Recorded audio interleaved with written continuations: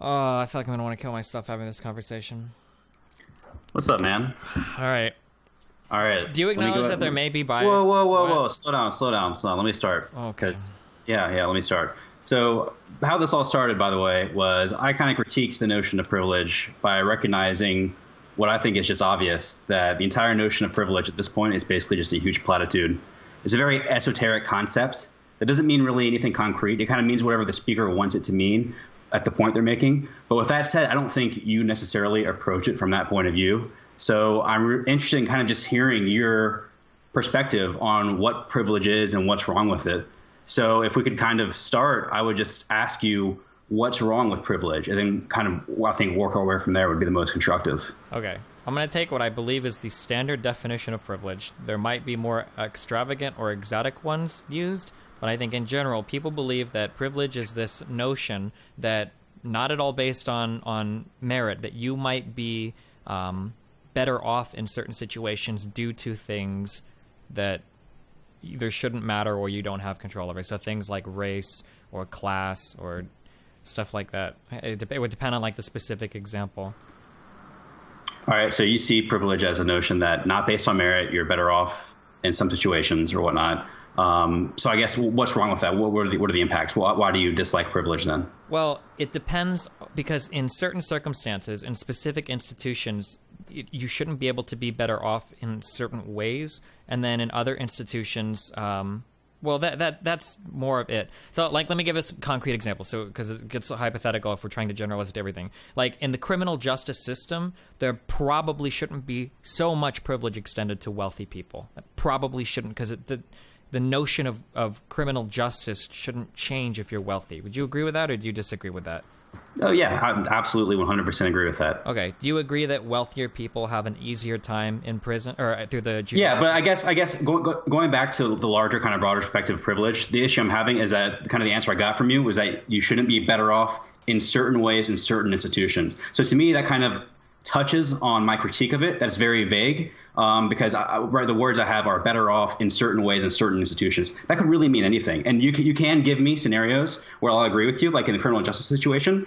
I agree with you. But that terminology, just certain ways in certain institutions, in my mind, it could just mean anything. So it is therefore kind of meaningless. Okay, but it doesn't mean anything, right? This is the broad understanding of what the term means, but it applies differently in different ways. Much the same way that almost anything in economics is pretty similar, that very rarely does everything hyper-specifically fit one thing, right? Things are oftentimes qualified by qualifiers or different types of variables in certain circumstances, right? I understand that, but when I'm trying to assess the idea of privilege, and I guess kind of what we're discussing is privilege is wrong because it makes people better off in certain ways in certain institutions. Would you agree that that's a fair assessment of the definition you gave me? I'm not trying to make a moral judgment on whether privilege is right or wrong, just that it exists and that in certain situations we should seek to rectify that. And when I say rectify, I mean even the playing field. And typically when I say even the playing field, I'm talking about bringing the lowest up to the highest is typically what I'm talking about. So another example would be education.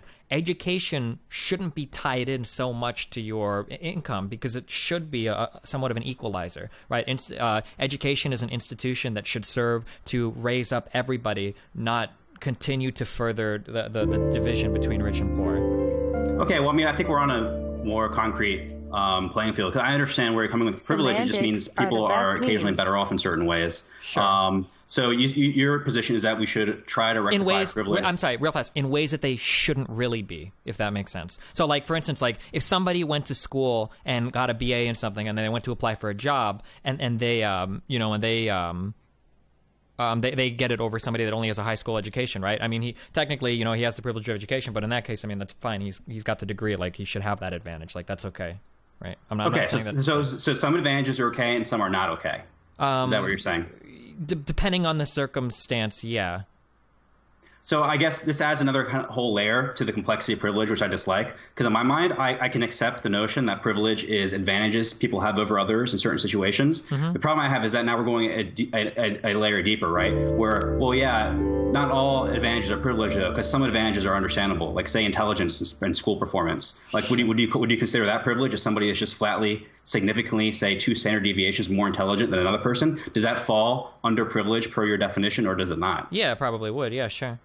Okay, so I guess so. Should that be accounted for? Should that be rectified in kind of your overall resolution that we should be rectifying privilege? Does that include disparities in intelligence and outcomes? Yeah, to some extent. But again, the way that you would try to address those is like you would with like special needs institutions. You wouldn't throw kids with Down syndrome into normal classes and tell them to, sink or swim. You would give these people access to special education to help them catch up with the rest of, everybody else. You wouldn't just say, fuck them, let them figure it out. So, I don't think you should take very intelligent people and, go, full, what's that? Bergeron? Fuck, I don't remember. There's some movie where they put, a book where they put helmets on people to make them dumber, all the same intelligence. I'm not saying that, fuck the people that are doing really well, but just find ways to make it so that there aren't unfair advantages that exist, by race, right? Or make it so that the people that are really fucked get some type of help socially. And you said unfair advantage. So would you wouldn't consider it, or would you consider intelligence to be an unfair advantage? Probably not. No, I don't think so. But if I go to apply for a job and I have equal qualifications to someone else and I get hired because my name is Steven and the other guy's name is Jerome or something, I wouldn't consider that to be. Okay, so for clarity, we've established that natural intelligence is privilege, but it's not unfair. Sure, yeah.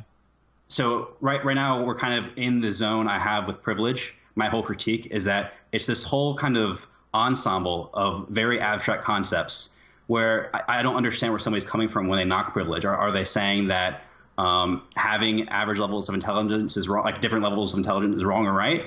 And I kind of feel like this is the issue we're having. And I feel like you talk about specific issues, for example, racial discrimination, that should be able to stand on itself. So the way that disparities in things like criminal justice or in the research you give in terms of the names and how often people get called back for the resume, in my mind, that should be kind of treated as a discrete problem, which is racial discrimination. But when you fold it into the idea of privilege, where we're now talking about multi-levels of advantages, some of which are fair, some of which are unfair, some of which we should try to fix, some of which we wouldn't fix, I see it as just a huge smokescreen for a lot of other perspectives that don't really make a lot of sense. So with that said, you can say that, but it's just kind of, it's like a summary of things to give you kind of a holistic point of view of I guess certain things, certain situations that exist in society. I agree it is very abstract, but society is very abstract, right? And culture and everything is very abstract. So when you talk about why are black people fucking in the United States? You can say that well, there's a lot of privilege that goes into being white that black people don't necessarily experience, and this manifests in a lot of different ways. In the criminal justice system, in the education system, in the job market, right? There are all these different areas, right? But there's no way to tie together criminal justice and education. You can't really tie these, or law enforcement. You can't really tie these together with any other word other than, I guess, privilege is kind of the stand-in word for the set of advantages that somebody might have due to their skin color or class. Sorry. All right, yeah. So that's the critique I have of privilege, actually, is that it kind of purports to be this holistic view of somebody's advantage in society. But when I see the usage, especially among liberals, I don't see it as that. I think they reduce the complexity ultimately to racial and identity, and they don't even consider, it's not even on their radar, all of the other elements that we would consider privilege. So with that said, I'm interested to hear kind of you and I just brainstorm or discuss what all the elements, or as much as we can think of, that you would think would actually go into somebody's privilege. And I don't disagree with you, but again, I think you're doing the thing, and I don't blame you, because I guess it depends on who you look at. For instance, there are a set of liberals, I would hope that these are the minority, but there are a set of liberals, for instance, that would never admit that a very wealthy black person is better off in the United States than a very wealthy white, or than a very poor white person, right? There are a set of liberals that would never make that admittance for whatever stupid reasons SJWs think the things they do, because being white is so fucking powerful, right? And I do agree that those people exist, but I'm not too concerned with, I think those thoughts are very, very extreme. But I do think that there are special problems that minorities face that white people don't really have to deal with in the same way, and those are the things that I'm more speaking to, I guess. Okay, can I just ask your opinion on, say, I don't know, top 10 most important inputs to privilege? If you had to kind of get an idea of how privileged somebody was, you might immediately think their household income, but what else would you think of? Well, so the problem with this, and you're not going to like it, is again, it's very abstract and it's very specific. So for instance, if I were to make a top 10 list, you could challenge these ideas depending on where you are. So for instance, in a lot of ways, being gay can make you unprivileged, right? If you're in Alabama or Oklahoma or Louisiana, right, being gay is probably not that good. But if you live in California, are you really going to sit here and argue that being gay is really that big of a deal. Like in some cases, you even get a little bit more social capital being gay, because right, like if we're being super real, right? And even beyond that, I guess the point I'm trying to make is I really do think if you are going to talk about privilege, you have to make a good faith effort to make it a holistic view. So that includes factors like intelligence, which we talked about a little bit, but even things like attractiveness and height. And then you can go way deeper into the quality of your parents, because that can have a huge impact on your outcomes, as well as the quality of your local school districts, any health problems you may have, unexpected events, injury, family, and death. So I see the claimed notion of privilege to be this holistic view that's supposed to consider all of these things. I see it reduced down to only race. I'm not going to accuse you of doing that, but I think that's the problem a lot of people have with privilege, is that that's the way they see it, especially when you hear terms like white privilege, which when you say white privilege, you're automatically ignoring all of these other factors, which you and I agree are frankly important in actually discussing privilege. Sure. I mean, like there's class privilege, right? I mean, like if you're wealthier, you're typically better off in a whole different set of circumstances than somebody that's not as wealthy as you. There's you could argue that there's straight privilege. If you're transgender, you face a very unique set of problems in life, and gay even to a large extent, especially before the Supreme Court ruling. If you were gay, you faced a very unique set of problems in terms of marriage and discrimination and whatnot as well. I mean, there are more exotic forms of privilege that I don't really care to address that much. Like there is a height privilege, but I don't think it's really worth addressing because it doesn't deal with anything. Like I guess in terms of dating, or I've heard people, I don't know, if you go to the short subreddit, there's a lot of really fucking mad people there. You can probably read a bunch about what short people think about how the whole fucking world hates them. I'm sure there's like, there's probably aesthetic privilege or whatever, sure, but I'm more concerned with like the big memes, like things. Sure. So like I guess class. So I guess this kind of ties into the whole issue I have with privilege. Whereas we started this discussion by you kind of acknowledging that privilege is an issue that we should try to rectify when we can. But then at the same time, privilege is this hugely enormous holistic thing that includes an enormous number of factors. So I guess my next question would be for you: how would you go about rectifying privilege, say in schooling and in criminal justice, or specifically schooling and industry? So these are all like really complicated questions. I can't give you like good answers, but like for schooling, like right now, so education is supposed to be the thing that makes it so that anybody that tries hard in education can be anything they want. So the idea that education is falling on economic lines is not, I think goes against the purpose of education. I don't know if you would agree with that or not with the libertarian memes, but like for me personally, I don't like the fact that, if I use a personal example, I don't like the fact that because I'm wealthy, I move to a richer, whiter part of my city and I send my kid to a better school. Like these guys have iPads and shit that they're given in fucking and he's in kindergarten, and I get iPad videos every day of my kid working on his individual iPad. Like I have all of this access. Nathan has all of this access to more and better education and whatnot, versus somebody that's growing up in a poor city. You know, their kids aren't going to get that introduction to technology at all. You know, they're starting off so many paces behind mine, and school is supposed to be the thing that gives everybody the equal opportunity to succeed. Like that really bothers me, you know?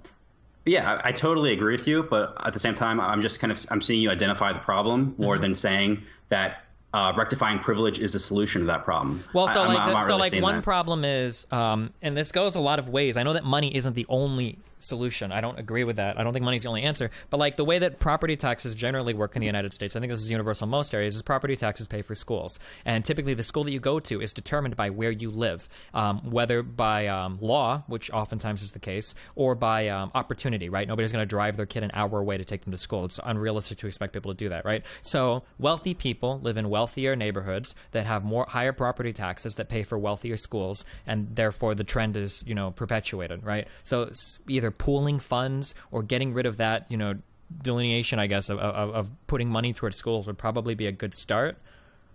So, and I'll just I'll fold this into, I'll repeat my critique of privilege, which is that in my mind, you're identifying a discrete problem, which is inequality within school districts. So folding that into some huge overarching holistic concept like privilege seems really counterproductive to me. So because it seems like... Or second. No, you go ahead. I kind of finished my point there. Well, so let me speak of something. So I am privileged to be wealthy, right? And there's no less broad way. So we can talk about this in a lot of different ways that my wealth affects me, right? I'm going to be healthier, statistically speaking, because I'll have access to better food, more recreational time to mess around, less stress that's fucking up my heart. I'm not working as horrible of a job that'll impact my body as much, right? So that's one way that wealth helps me. Another way is I can navigate the legal system much better. I can probably sustain multiple DUIs. I know I can sustain multiple minor traffic infractions without it being any big deal to me. So I skirt the legal system better. Educationally, if I wanted to, I could go to school right now. I could go back to school and go after any degree I want because of the money that I make. So I've got an advantage in terms of access to education. I didn't bring up healthcare specifically, I kind of did that, but in terms of access to healthcare, I can go and do whatever I want. I paid money for Erin to get, she had a chip in her tooth, and I paid money for her to get that fixed. If I wanted to go and get plastic surgery or something, or to straighten my teeth out, I could pay $2,000 for Invisalign. So I've got access there. All of these advantages I'm getting are kind of derived from the fact that I'm wealthy, right? I probably have less of a chance of dying to like a criminal or something because I live in a wealthier area of the city, and so on and so forth. So, and I think so basically it's a proxy for wealth inequality or income inequality. That's how I see it. Well, are you talking about like equal income? It seems like what you're saying, the outcomes you're saying aren't the consequence of variations in privilege, because privilege is just this abstract holistic thing. They're outcomes in just your household income. So that's sure. kind of the confusion I'm having. It doesn't seem like privilege is causing those differences that you're talking about. It seems like that's just due to your success, right? Privilege is just like a broad way of describing all of these kind of conditions. Is it a bad thing that your success has brought you those advantages? In some ways, yeah, because these are advantages that I don't necessarily believe should exist, or at least not to the degree that they do exist. I don't, again, like for legal systems, I don't think it's fair that I can absorb so much more legal damage than somebody that's poor. That's not what the legal system is for. It shouldn't be more easily navigated by somebody that's wealthy. So in that case, no, I don't like that earned advantage that I've just earned the ability to be a worse person, but because I have money, I can do it, right?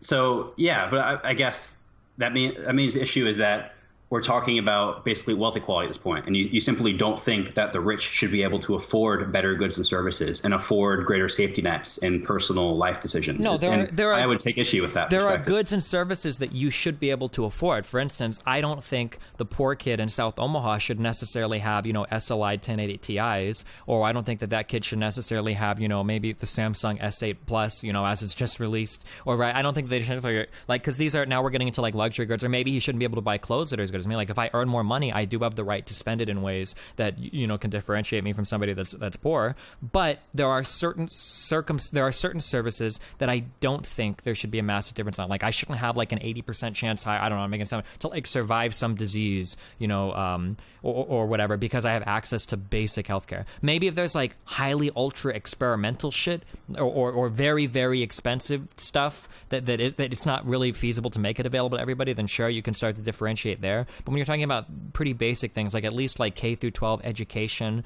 or legal system or, like basic health or whatever, like I don't think that there should be these massive differentiators here. I don't think. So do you think private school should be outlawed? I really don't like I think that private schools are a cancer, the way that they work. Man, dude.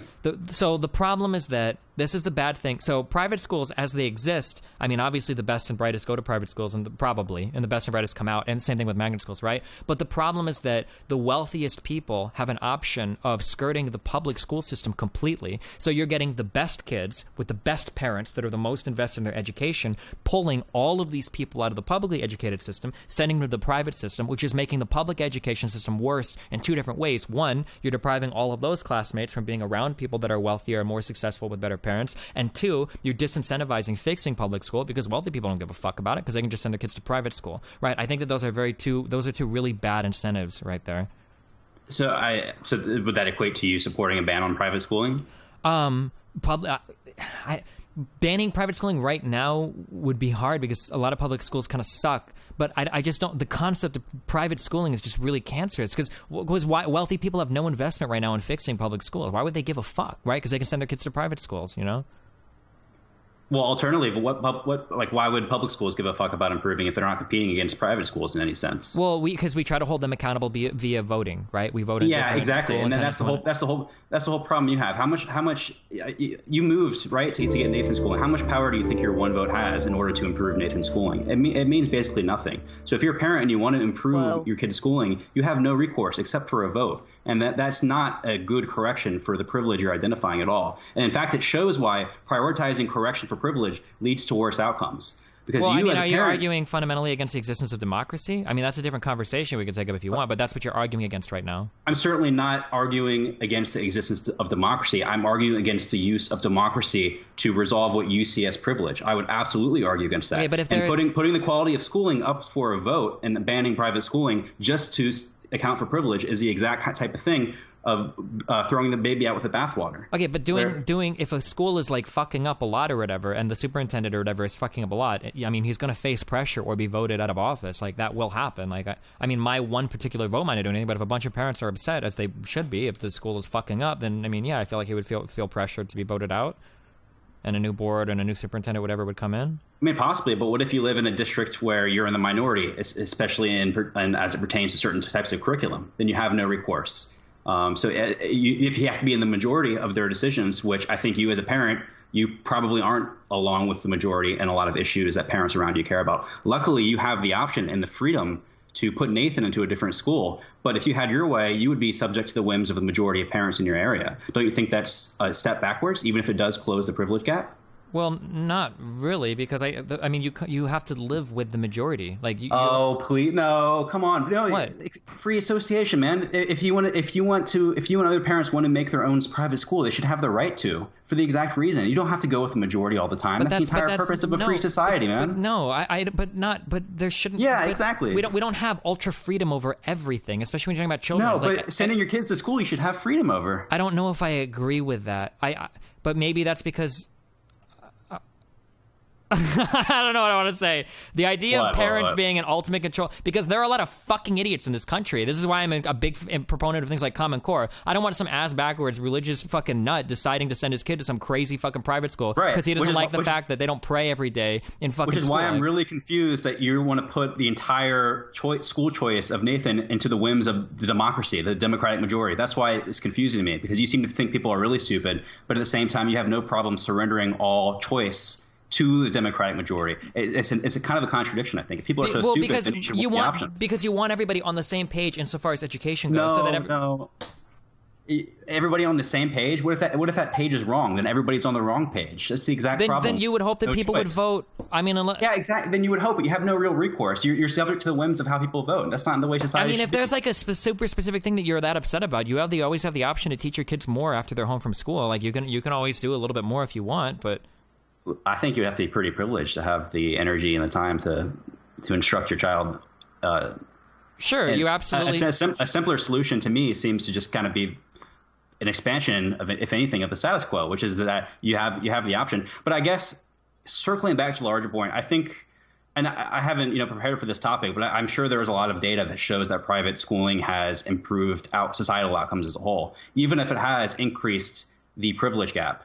So a critique I have of your journey to correcting privilege is that you are probably going to end up with some issues, not all maybe, decreasing the overall well-being of society just in order to, quote unquote, close the gap. I posit that closing the gap isn't valuable in itself. We should seek to push everybody in the right direction.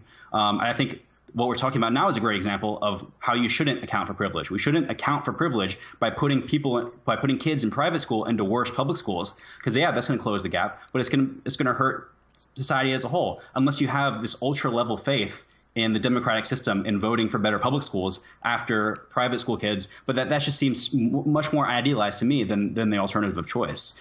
I mean, like, again, I feel like we're skirting off into a separate issue of whether you think democracy is a valid institution to accomplish anything or not. Like, if you think that, like, I think that in general right now I have trust in the American people and the government to put forth some sort of standardized education program that will benefit all children. Like, that's kind of what we have right now. I cannot square that with how stupid you just told me the American people were. Because individuals don't make these decisions. But individuals don't make. They're even worse in groups. That's the problem. When people vote, people have biases when they vote.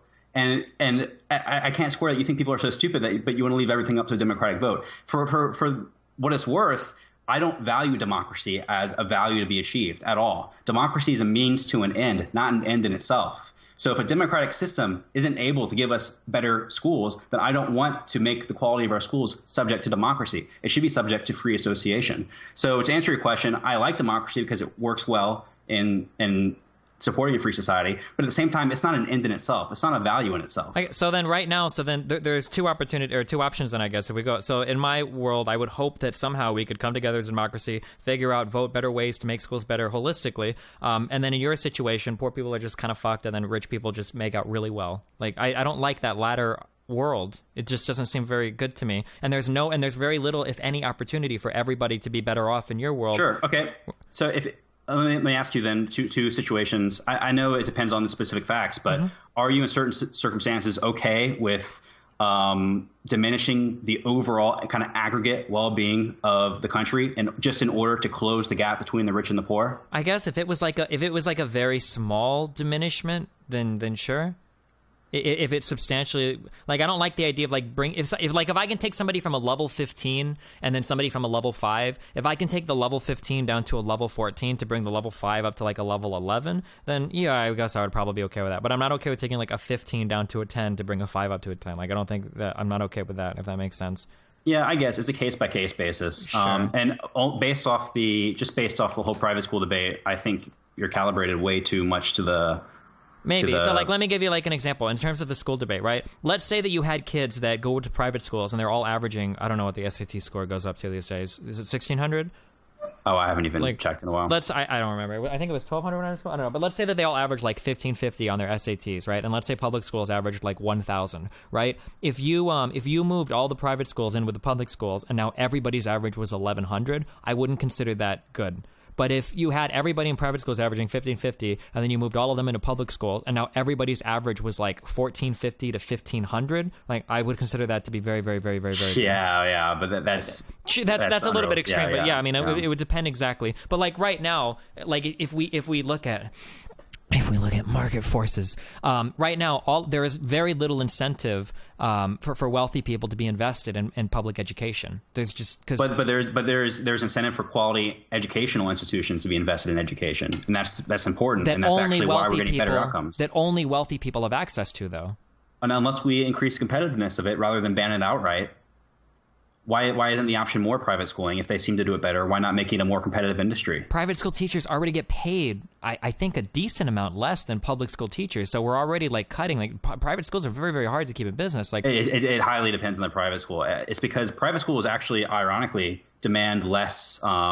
They demand less qualification than public schools. Sure, so and also have a lot of brand new. The benefit of working in a private school is supposedly so great that they're willing to forego some of the salary as well, which is So I guess what it sounds to me, it sounds like private schools are so great that not everybody can use them, so we shouldn't have them at all. Well, it's not just that. It's that I feel like it incentivizes, or rather disincentivizes, a fixing of public school systems, because the wealthiest people aren't invested at all, or so many people with access to these aren't invested at all in outcomes for... Well, I guess it reveals another contradiction, though. If it's such a small minority of the wealthy that are able to get private schooling, then how is that even a large enough voting share to democratically fix the public schools? Wouldn't the democracy already fix public schools? Because that's only a small minority of rich people. What are they, 10% of the vote? Well, why can't the majority of poor families fix public schools with the democratic system? Well, one, because the availability of funds might be very stretched. Because most of the money goes to wealthier schools and wealthier. I guess, like, if I could point out like a difference, like in my particular city, I don't know, maybe other people, I'm kind of anecdoting, right? But I'm sure this is common in a lot of cities, right? There's like Omaha North, I think, is like a fucking shithole. Like, if you go to the school, like, it looks like a fucking shithole. Like, it's pretty fucking sad. And then we have the high school that Nathan is slated to go to is West Side, and I'm pretty sure they like lent like MacBooks to every single student. Like, every single student gets a MacBook that they have for the entire year that they could take home with them and shit. The difference between, and these are all public schools, right? But what competition is ever going to fix the poorer schools when the wealthier schools get like fucking 10 times the money because of property taxes than the poorer ones? I guess you're misunderstanding my argument. My argument is that if it really is only a small portion that can take advantage of private schools, I don't understand why that's crowding out the efforts of public schools.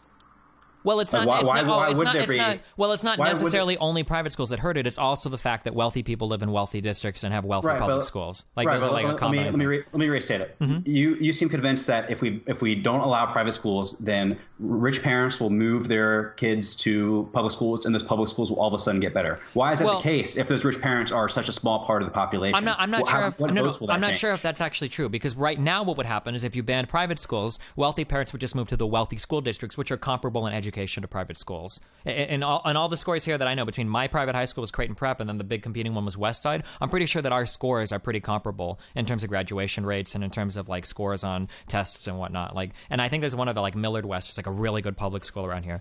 But if wealthy people couldn't send their kids to private schools, they would just go to the wealthiest public schools, and then the problems would persist.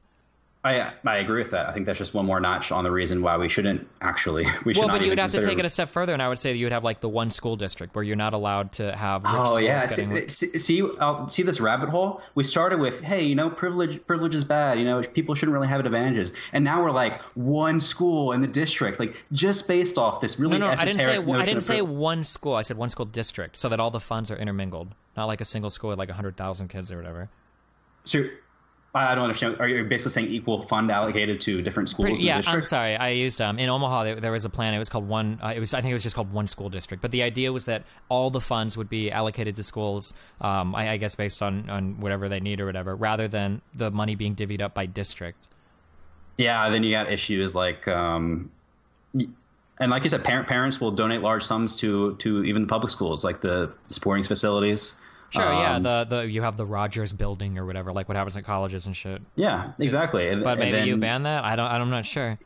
Yeah, see, I guess this is the problem I have with it. It seems easy to identify an advantage and then say, oh, we should try to fix it. And it's not just with this. I feel like with almost everything, when you start going deeper, you realize that it's a lot more complex than just, oh, people have privilege and privilege sucks. I know you're not approaching that level of simplicity. I agree that this is complicated, but again, we're just talking about one thing, education. I've only given you two ideas, but the system that exists now, I don't think is acceptable. Like this is an advantage that I don't agree with. I don't think that wealthier people should be able to get wealthier education that outpaces public schools by such an extreme amount, by shitty public schools, I should say, by such an extreme amount. I think that's insane.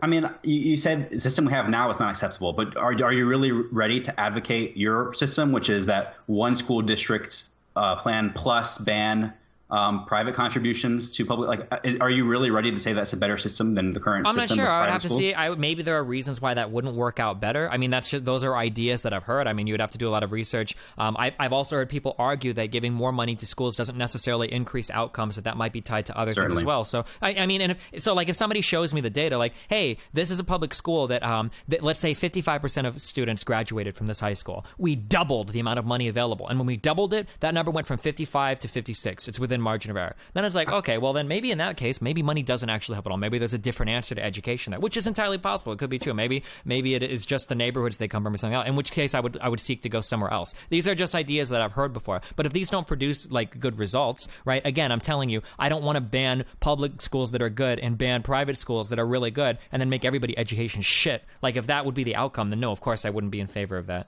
Yeah, but I'll just say I think a little bit putting the cart before the horse, because if you decided already that this system is wrong, this system I think is wrong. I think it's a bad system that we have right now, that poor kids go to poor schools and get shittier educations than rich kids go to rich schools and get really good educations. Sure, and the typical person goes to typical school and gets typical education. So I think that's another whole problem with the privilege debate, is that you focus on the tail ends of the extreme, and you propose mass changes in policy in order to rectify the tail ends. In your case, the tail ends are the richest people in society going to the best private institutions in the country. And the other end is the absolute poorest of the poor. The reality is that most people are about average. If these things follow bell curves. Most people fall along the average. So the question is, do we really need to supplant these systems simply in order to cut the tail ends? Is it really worth all of that disruption? Well, I don't like the use of average and bell curve here. I understand what you're saying. Why not? Because I understand that there is an average and there is a bell curve, but the problem isn't so much that there is one and I'm addressing the ends. I'm trying to address the entire system. My argument would be that I think that the average and our bell curve is less than other countries, that we're falling behind in education compared to other countries. Our bell curve is to the left more than theirs are, if that makes sense. That sounds like a better problem to solve than this whole notion of privilege to me. And that's kind of saying what I'm saying is, let's focus on moving the distribution. Let's not focus on smushing the tail ends and supplanting the entire system. which is what I think proponents of the entire concept of privilege are trying to do. Let's try to move the entire distribution, because the fact of the matter is that most people are around the average by definition. Well, but that doesn't tell us anything, right? If the average is kind of shit. You're absolutely wrong. It does tell us a lot. It tells us that we should be focusing on fixing the typical, not saying, oh no, the high end is unacceptably good, and so we need to make sure that's more in line with the absolute worst. We need to move the center of mass and competition with other countries. So that's why I dislike this notion of drafting policy specifically just with the most extreme tail ends in mind, because you aren't focusing on moving the entire distribution. So I'm not entirely sure if this exists for education or not, but we could talk about healthcare, right? In healthcare, the bell curve or the average is fucking garbage, right? It's not enough to say, well, the average person is average, so we shouldn't worry about crunching the ends. In healthcare, the average person is fucked in healthcare, right? That's something where the entire system has to be moved to like a different area, right? If you're very wealthy, healthcare is an okay meme for you in the United States. Actually, healthcare is arguably one of the best systems available in the entire world if you're very wealthy or even decently wealthy. But if you're past that wealthy line, it's fucking atrocious for you. If you have any kind of medical conditions, you're totally fucked. That just seems more like what I'm saying, because in my mind, the privilege analog is, we talked about how with education we dislike how the rich parents get the best private schools. So the analog to this would be, you want some system of banning the richest people from getting the best healthcare. Whereas what we should be doing is focus on moving the center of mass of the entire distribution. And in that case, we're not harping on this entire notion of privilege. We're just trying to build a better healthcare system. Sure, and that's why privilege doesn't really contribute at all to the discussion. I mean, I understand what you're saying. I think we're just kind of semantically.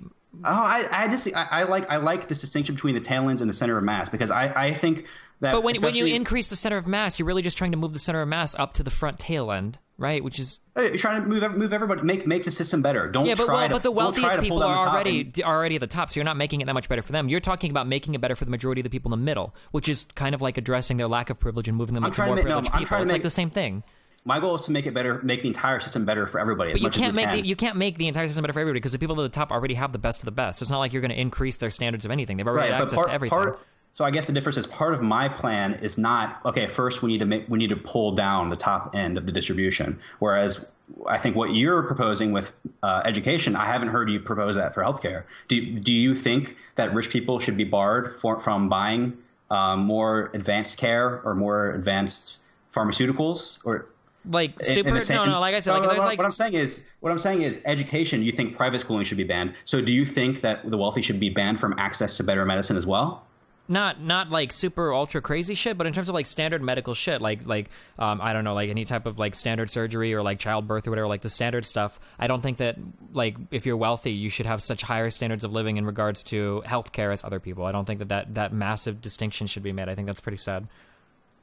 So we'll translate that to kind of a solution for me. Do you think that, because right now there's flatly are hospitals that are better than others. My fiance is a med student, and I know this. So you get rich people who go to the best hospitals. Do you think we should do something like ban that sort of movement, not allow the rich the option of choosing the hospital they want to go to for their healthcare? I mean, again, like it would be. I guess it depends on the incentives that it creates. But I think that hospitals work a little bit differently because of public schools. But like, let me give you an example. Like, if the best healthcare hospital in the world has like a 95% survival rate for bypass surgery, right? And then the standard is like 90% or maybe like even 85%. Like, that's probably fine. But if like the best hospital has surgeons that give you a 95% chance of like surviving a triple bypass, and the standard level of care is like 15%, like, well, that's fucked. Like, that has to be rectified. Like, just to survive like a healthcare procedure shouldn't require you to be rich. That's kind of fucked up.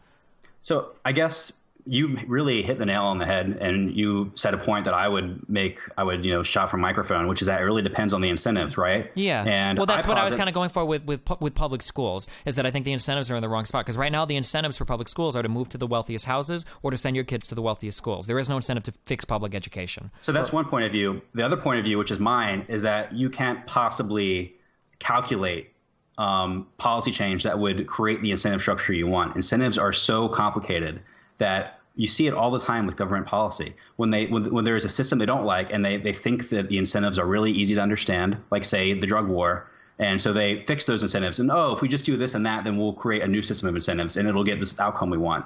There are so many problems with that. It never works as you expect. There are always perverse incentives, there's always unexpected outcomes. And I think we've already touched on a lot of them when we were talking about, just in our short time, talking about your proposed changes to education. We talked about a lot of avenues in which those incentives won't work out exactly as you would expect them to. So now that we're talking about that with education, now we're on talking about that at healthcare, and we have that same possible problem. Yeah, but just because we can't exactly figure it out doesn't mean that we can kind of tweak it and hopefully work along. Like again, like I don't think I would say, like, if I was president tomorrow, my like 2 executive orders wouldn't be unifying all school districts and then banning private schools. Like, that's not like step 1 on the list, and then we'll see how it goes and we'll fuck up from there, right? But it might be something more like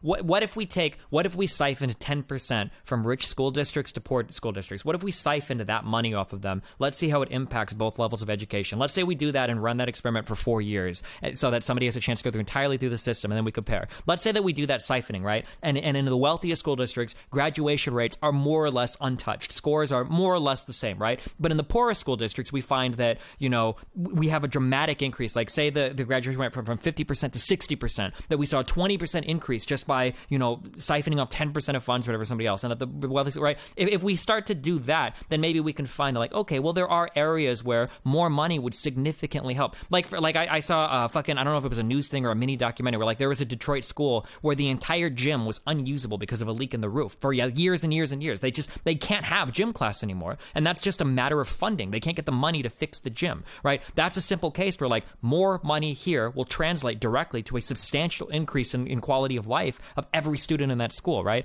That if there are situations like that could be identified, like, you would start there, right? But not like starting with like banning all school districts and banning all private schools. Like, I wouldn't be in favor of that, you know?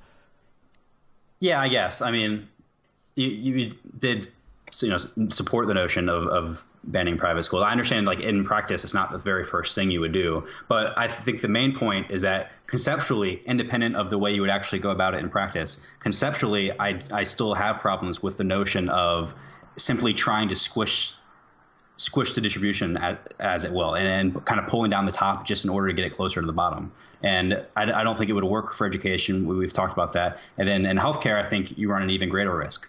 Those kinds of experiments you're talking about, the problem with that is that, you know, those have real consequences and those have real costs. So I'm going to go kind of full libertarian and say I don't like that type of central planning. I guess, but like, again, where you're like, we're just gonna experiment with people's lives. Like, this will be okay. Well, you're always experimenting with people's lives, whether you like it or not. That's a fact of existing, right? We're always experimenting with people's lives.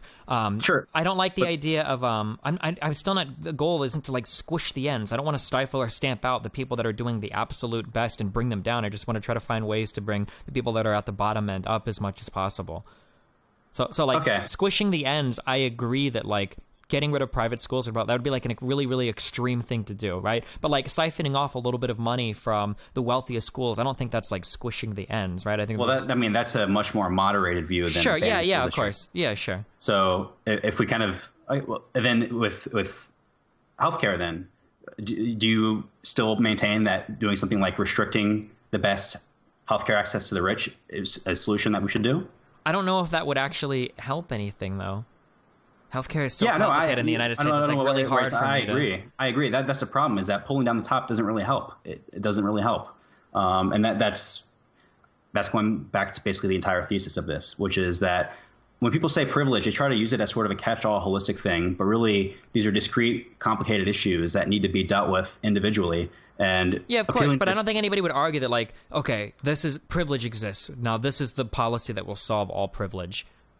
Right? I think anybody really. I think we're pretty damn close to that. I hear people unironically just say white privilege in many contexts in which it does not mean anything, and they think it means something. And I think you can back me up on people do that unironically. Frequently too, not rarely. Well, yeah, I mean, if you're a big memer on the left, sure, but then like you run into some issues where you get people who will literally say things like privilege doesn't exist at all. Every single thing in life is a meritocracy, and like everybody. That's the entire problem I have, though, is that in my mind, people who say that, it makes sense why they're saying that. I understand what they're trying to stand against when they say that. That's the problem I have with this entire concept. Wait, you understand which side?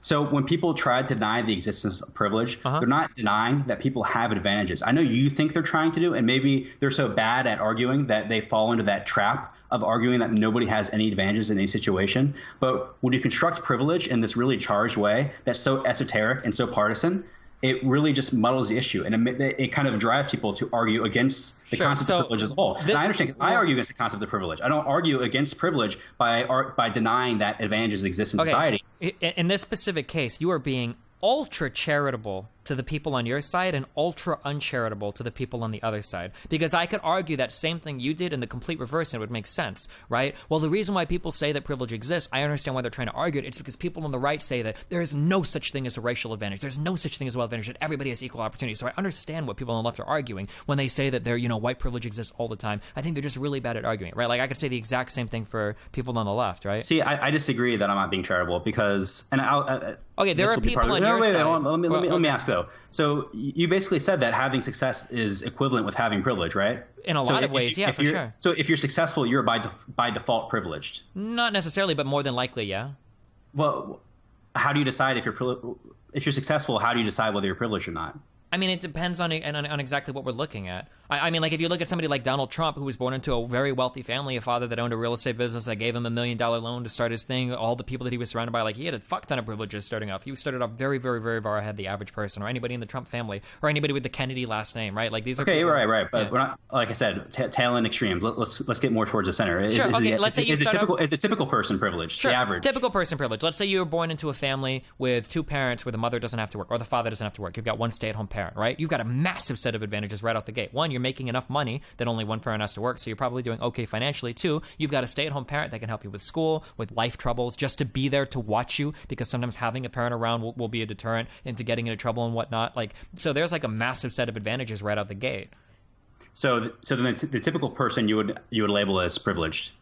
Well, I mean, it depends exactly what we're talking about, but sure. That's the whole problem I have, is that if what's the problem? Sure, then yes, the answer is yes. The average person probably has some privileges. Yeah, sure. Well, no. The average person has privileges, yes, but claiming somebody is privileged is an actual kind of pejorative that the left uses against people. Some people do that, but I don't care about those people. Like, I don't know. I don't.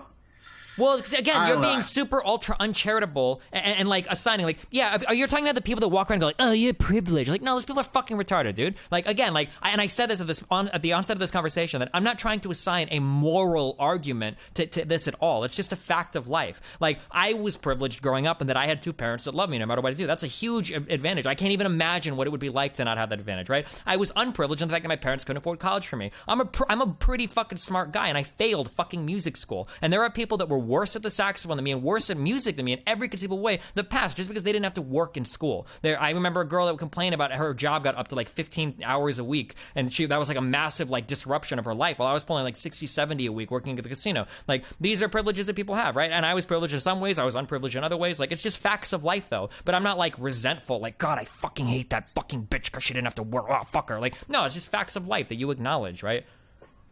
Yeah, but I don't think I'm being charitable at all. I think the notion of white privilege is one that I've heard you defend before, and sure, that's very mainstream. It exists. It exists as a thing, for sure.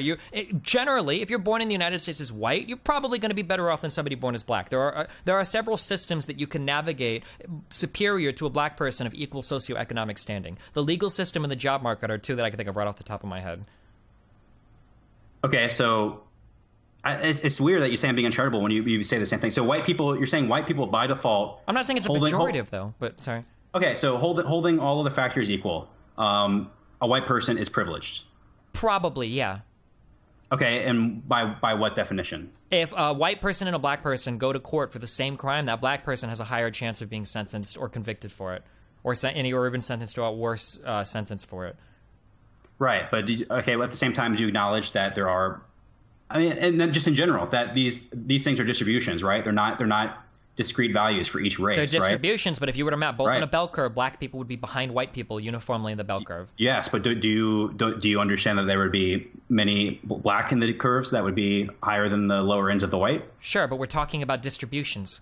I'm not concerned about the bell ends, or I'm sorry. So I guess that's why that alleging an individual has white privilege doesn't really make sense, because whether or not they have white privilege squarely lies where they are in the distribution, right? We're just talking about averages. No, we're just talking about averages. No. I don't think so at all. I think the claim of white privilege is made against individuals. I see it all the time. Okay, then no privilege exists ever. There's no such privilege at all then, using your definition, because there's always going to be outliers in any group whatsoever. So I would argue that if you're born with if you have no limbs at all, you can be very successful in life. Like, you know, normal people can and you can. And you're like, well, that's not true. I go, well, what about that one dude that goes around and spins that fucking football helmet on his nose or whatever? He gets paid tons of money to go around and do inspirational speeches. So there, you know, like if you're quadriplegic or you have no limbs, like you'll be okay. Like, I don't, that argument doesn't make any sense. Like, no, what you're doing is wrong, in that you're assigning the level of privilege based off the group average to individuals, and that's not right. Let me give you an example. We tax people in income tax. What do we base the top marginal rate off of? We base it off of income, right? Sure. We measure income. So imagine if income were too hard to measure, and we decided to do something like age, right? Uh-huh. Well, age correlates with income, doesn't it? Generally, yeah. As you get older, you generally make not more. Generally. It empirically strongly correlates with income. Yeah, well, yeah, but I'm just saying there are exceptions, right? If you get fired from a job or laid off or something, but like in general, yeah. And the analog to that is that when we're talking about white privilege, is that even if there is a correlation, well, we'll take it for granted that there's a strong correlation there. Mm-hmm. Even if there is a correlation, we acknowledge that there is overlap in distributions. It's not a hard and fast rule, right? Sure. So imagine if we based an income tax simply based off of the age bracket of an individual, and we use that as sort of a proxy for the household income of that, simply based off their age bracket. Sure. That's analogous to what people do when they say, oh, you're white, so you must have around average this level of privilege. But that's not at all the same, because tax is a penalty, a physical penalty. Acknowledging and what's affirmative action, if not a penalty? No, because that doesn't. You went from jumping to calling somebody privileged to affirmative action. That's not what we were comparing. Okay, we were comparing calling somebody privileged to taxing somebody. Right? Just because somebody's privileged doesn't necessarily mean they have to be penalized for it. Right? And there are plenty of forms of affirmative action that don't penalize people that are wealthy. Right? If you open up an organization that's supposed to help young black men, you know, take an interest in science or something, that's not something that's penalizing wealthy people. Right? So real fast, because like you're talking about a penalty, right? Privilege doesn't have to be a fucking horrible thing. All I'm saying is that if a certain privilege exists, and if there is a massively different distribution between two bell curves, right, what you would seek to do is figure out why that exists and then attempt to rectify it, right? That's okay. The goal. So let me restate that then. Let's not say we are doing this for purposes of taxation. Let's just say you're trying to estimate the income of an individual, and all you have is his age bracket. Do you think taking the average income of that individual's age bracket is at all a good estimate of his income? Yeah, probably generally. Sure.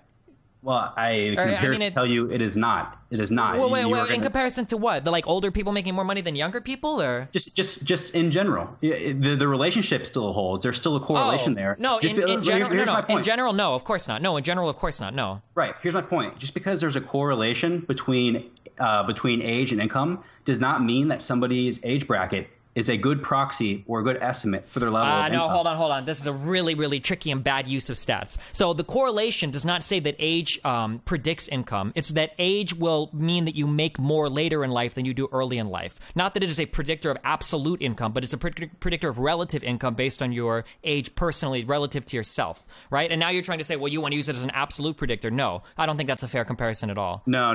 That's not. It's none of that stats trickery at all. Wait. What's not true at all? That you make more money later in life than you do earlier in life? No, age.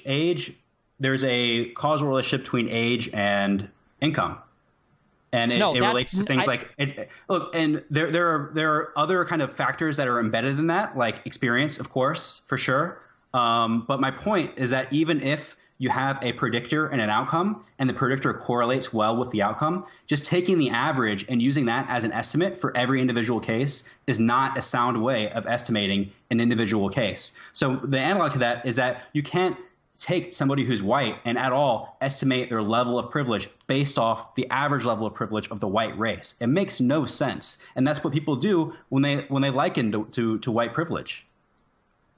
I guess I'm not understanding the argument. So if I were to put two people through the legal system, you wouldn't let me make the statement. If you're white, you're more likely to get through it successfully than if you're black. That's not what I'm saying at all. That's not what I'm saying is that you are attributing a level of privilege to an individual solely based on his or her skin color, and that's not at all a robust or an empirical way to do it. But there are other factors that go into it, right? I'm saying all else equal. I admitted as much in the beginning that a wealthy black person, fucking O.J. Simpson, is going to be more likely to get through the legal system successfully than a poor white person, right? That there are other things that factor into it as well. I agree with you. That's the problem I have with the entire notion of white privilege, because nobody who uses the word white privilege cares about the all equal part. And when people argue against white privilege, that's what they're saying. They're saying that you aren't holding everything equal. You're doing the thing where you're being ultra uncharitable. You're saying that every single person that argues for privilege is saying that if you are white, you're 100% more likely to be better off than somebody that's black. I don't think most reasonable people agree with that assessment. No, I think everybody who uses the term white privilege is saying you are privileged for being white. Sure. I think that's, and all else equal, that's generally true. Yeah.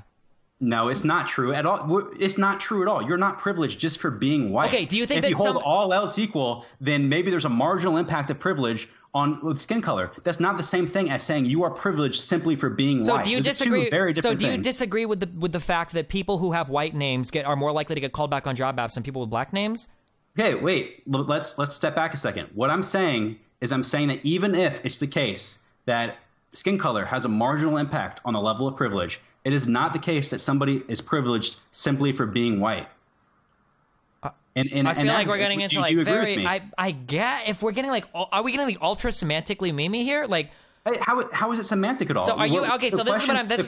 Hold on. The question we're asking is: is an individual privileged simply because they are white? Yeah. So I understand. I think I understand now. So you're talking about some greater level of privilege, and you're trying to say that because this one variable of white privilege exists, I'm saying that if you're white, you have a higher overall level of privilege than somebody that's black. Is that what you're trying to say? Here's what I'm saying, and I guess part of the problem with this nuance goes back to earlier in the conversation. You have some system. I don't know what system you use, but you have some system by which you have a person and you decide whether that person is privileged or whether they are not privileged. I'm trying to understand. No, I don't. No, I don't care. I don't care. I'm not. No, I've never made that. That's a dumb statement. Is this person privileged? I asked you. I said, are all successful people privileged? And you said probably depends. To some extent. Well, which ones are privileged, and how do you decide? It's a tautology, right? We're getting tautological. Like, of course, makes no sense. Well, privilege by definition is a set of circumstances that will lead people to be more successful. So more successful people are likely to be privileged. All right, hold on a second. Let's slow down and go back to the beginning then. So, do you agree that some people are privileged and some people are not privileged? In certain regards, yeah, but privilege always needs a qualifier. I don't believe in like a general concept of like an overall level of privilege, like a RuneScape combat level that combines all your privileges together. I mean, that might exist, but I'm not interested in talking about that because it's so abstract that I don't know if it gives us any use.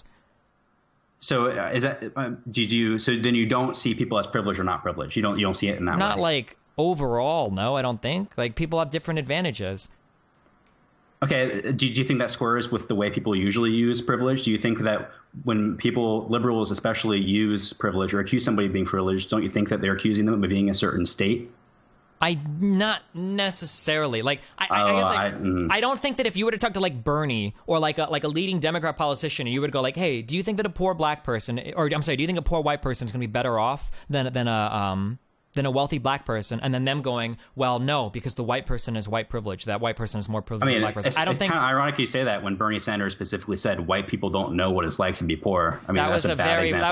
That was an exact, like, I love that you brought up that example because it's a pretty bad quote, right? He kind of fucked up in the speech, but he was very clearly talking about white people don't know what it's like to grow up being a poor minority. That was what that whole speech was about. He was talking about No, not right. You just took that quote like at face value verbatim and tried to make it sound like Bernie said that white people don't know what it's like to be poor. That's not what he was going for in that speech. He was very specifically talking about unique issues that face minorities. It's what he said, but you'll be very charitable in the same way. I'm not being charitable. It's just common sense. I'll use common sense. Like the entire speech was about unique issues facing black people. That was the entire speech, what that entire spiel was about. And in that entire spiel, nested in that, he said white people don't know what it's like to be poor. He said that. He fucked up in saying that. But I don't think that Bernie legitimately believes that. If that's your interpretation of that, I mean, that's fine. I mean, but you're insanely ultra uncharitable if like that's what you're actually believing. Well, taking a step back. Hold on, real fast. If you want, we can go and find that exact. I remember that exact moment of the debate and listen to it if you want. And we can argue if you think I'm being too charitable or not. Like.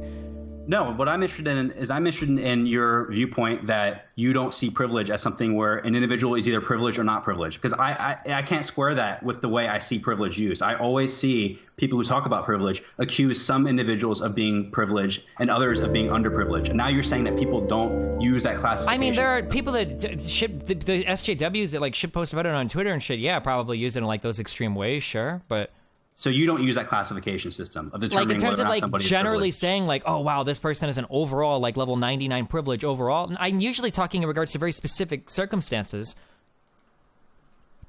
I guess that's what I find hard to square away with the whole idea of white privilege, because that doesn't sound like something that because is in general in American society, the... being white tends to confer certain advantages onto you, like in the legal system or in the job market. That's a trend that exists. But you are not necessarily privileged for being white. Do you agree with that? I mean, like your overall level of privilege, no. But like all else equal, if you had to choose between being born white or black, you would almost universally choose being white, because generally that's going to give you more advantages than being black.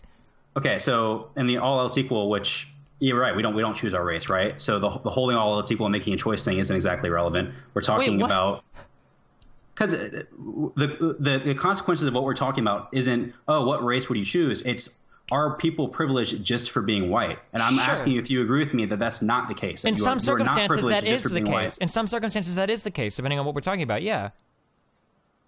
But in general, the typical person, they're privileged just for being white. Probably, yeah. White people tend to do better. I can't think of any like circumstances where black people have advantages over white people just for being black. Maybe sports? I mean, like med school applications, but... You know, I don't know, med school applications, some certain affirmative action programs probably. These tend to affect a very, very, very... There's like the standard app procedure, then you have like the extra ones that get accepted, and then of those extra people, you can have like some affirmative action things that come in, but this is like a subset of a subset of a people. Like in general, admissions don't like disproportionately... Like you don't go to like fucking Harvard and like 50 classmates are black and 50 are white. Like the people that get in on affirmative action programs are usually pretty rare. And I think a lot of those are extra state funded as well, or federal funds as well, in order to accept those people. So if they didn't, they wouldn't be getting those funds. I would say anyway. with I don't know about those stats, but with med school, the disparity is pretty astonishing, to say the least. Wait, is there a study that's showing that? I mean, if this is true, if what you're saying is true, that there are tons of white people that are getting fucked out of educations they would otherwise get because of affirmative action, then I probably disagree with this. Sure.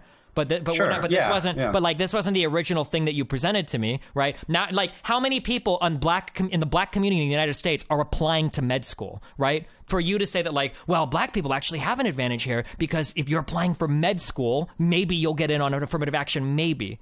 Like, this isn't the normal case for a black person in the United States.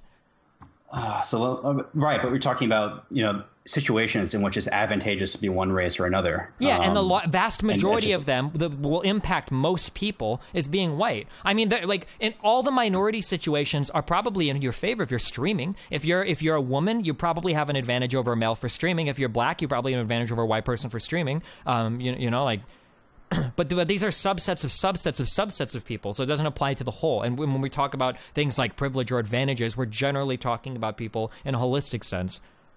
Yeah, so I just want to clarify then. So then you do think people are privileged just for being white?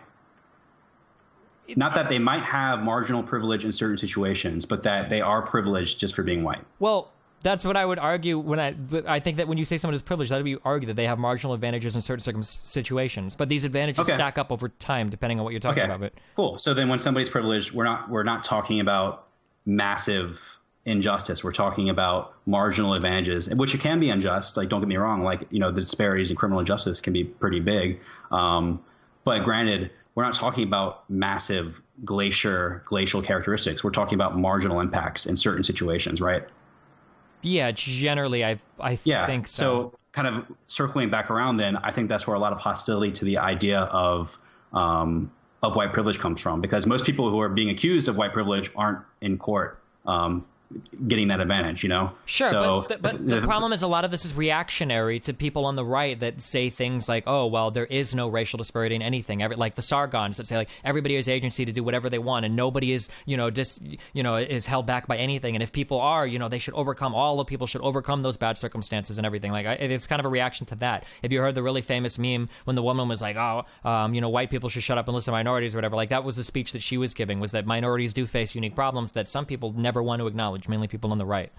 So I guess it's just the chicken and the egg problem, because when I hear liberals talk about white privilege, I don't take it to mean small advantages in certain situation. I see it to mean massive social disparity, which, if that's the framework that they're talking about, then that's why I think you do get the Sargons that kind of push back. I don't know Sargon too. I don't know his viewpoints, so I can't attest to them. I think that the pushback is just as retarded as the people pushing the other. That's the problem. That's why we have no sanity. I would see myself delivering pushback against this notion of privilege. Yeah, sure. Then you would be just problems. as retarded. Yeah, but the problem then is that you totally forego all common sense and you just become a countercultural meme, and you have no foundation of intelligence to stand on. You just want to be the opposite of whatever it is the person you disagree with is. Rather than taking the positives from both and trying to form a more coherent or intelligent platform, you just decide, I hate that person, so I want to do the opposite. Like, how do you not see that? That's just as retarded. Sure. So I guess the reason why I find it hard to square away with is because in your mind, privilege is so fucking obvious because certain people have advantages, right? Sure. But then when I talk to you about the impacts and the remedies, we're all of a sudden very quickly to a point where you want to ban private schools. Well, I admitted that I said I don't like the incentives private schools exist, and those are probably, that's like the most extreme thing. But right, as I said my point is that privilege isn't this thing of, all you're doing with privilege is you're recognizing that some people have advantage in certain situations. That's not what it means. It's much deeper than that. The layers go very deep. So when people have this hostility towards the notion of privilege, they're mostly which in my case I am arguing against the kind of layers where we went through earlier. And I think that's where a lot of the pushback comes from. I think that a lot of the pushback comes from the fact that people are uncomfortable acknowledging that certain advantages even exist, and they want to pretend that everybody is on an even playing field, because if you acknowledge that advantages exist, then somehow it takes away from what you've achieved. And a lot of people I think that's like a big thing. But I think that's just another problem with privilege, where privilege is both an outcome and an input, right? Because privilege is basically the outcome of how successful you are, but it also can be an input into how successful you are. So it's spurious in a sense. Sure. So that's why it's such a weird concept to use. How is it a problem if it's the outcome we want? We want people to be privileged, right? We want them to be successul. Well, but all of a sudden, privilege is a problem. So it's. Well, no. What it really depends? You're like, the rebranding is so quick. It's so good. Like, sure, we want people to be successful, sure, but we don't want people who are not financially successful to send their kids to shitty education systems. Like, we don't want people that are not as financially successful to have shit healthcare. Like, that's not the goal. When you say that, we want people to be successful and to be privileged, yeah, sure, but the notion of privilege doesn't exist to describe everybody doing well. It's to acknowledge that there are serious gaps between people that do well and people that don't do so well in some circumstances. That's not to say that we want everybody to become privileged. Like, to some extent, we don't want certain types of privileges to exist. No, we don't want it to mean that if somebody is poor, that they're super fucked in terms of education or access to jobs or whatever. That's not the goal. I don't know. I think it's pretty fair to say that the people who are thinkers in the privilege space see privilege as bad. And then when you say many successful people or most are privileged, then you're basically saying that they're bad for being and maybe you're not saying that, but I think that's where a lot of the pushback gets from. It is moral according to them, and maybe you're not doing that. And like I said, I think if the position were, some people have marginal advantages in certain situations that are due to discrimination, it's kind of like, okay, that's not exactly a crazy opinion, but I don't think that's the most. I think most is you aren't successful because of your merits, and yes, certain people are offended by that, and maybe rightfully so. I don't endorse being offended for no good reason, but it is kind of weird that we assign we say if you're successful, you're privileged, but also if you're successful, it's because you were privileged. So it's just a weird. Well, but there's two different things. I mean, if you become wealthy, you've acquired another privilege. You may have acquired now we're talking about two different kinds of privilege. That's what's so weird about it, is that like it's all this huge holistic thing that's all conflated, and that's what I think a lot of the source is. Whereas if you approach these issues like, we need to get poor kids into better schools, like that's a better way to approach the issue than to wrap it all up into one word like privilege. That's where I think a lot of the hostility comes from. Sure. And I'll kind of conclude with I mean, or start the conclusion. Go ahead. So then to back up, like, I'm not in favor of leveling or of labeling people with an overall level of privilege that they have, that like you are level 94 privilege, therefore in all circumstances in life you will be a better blah blah blah blah blah, right? It's the definition that you use. I feel like if you talk to reasonable people is the most commonly accepted one, that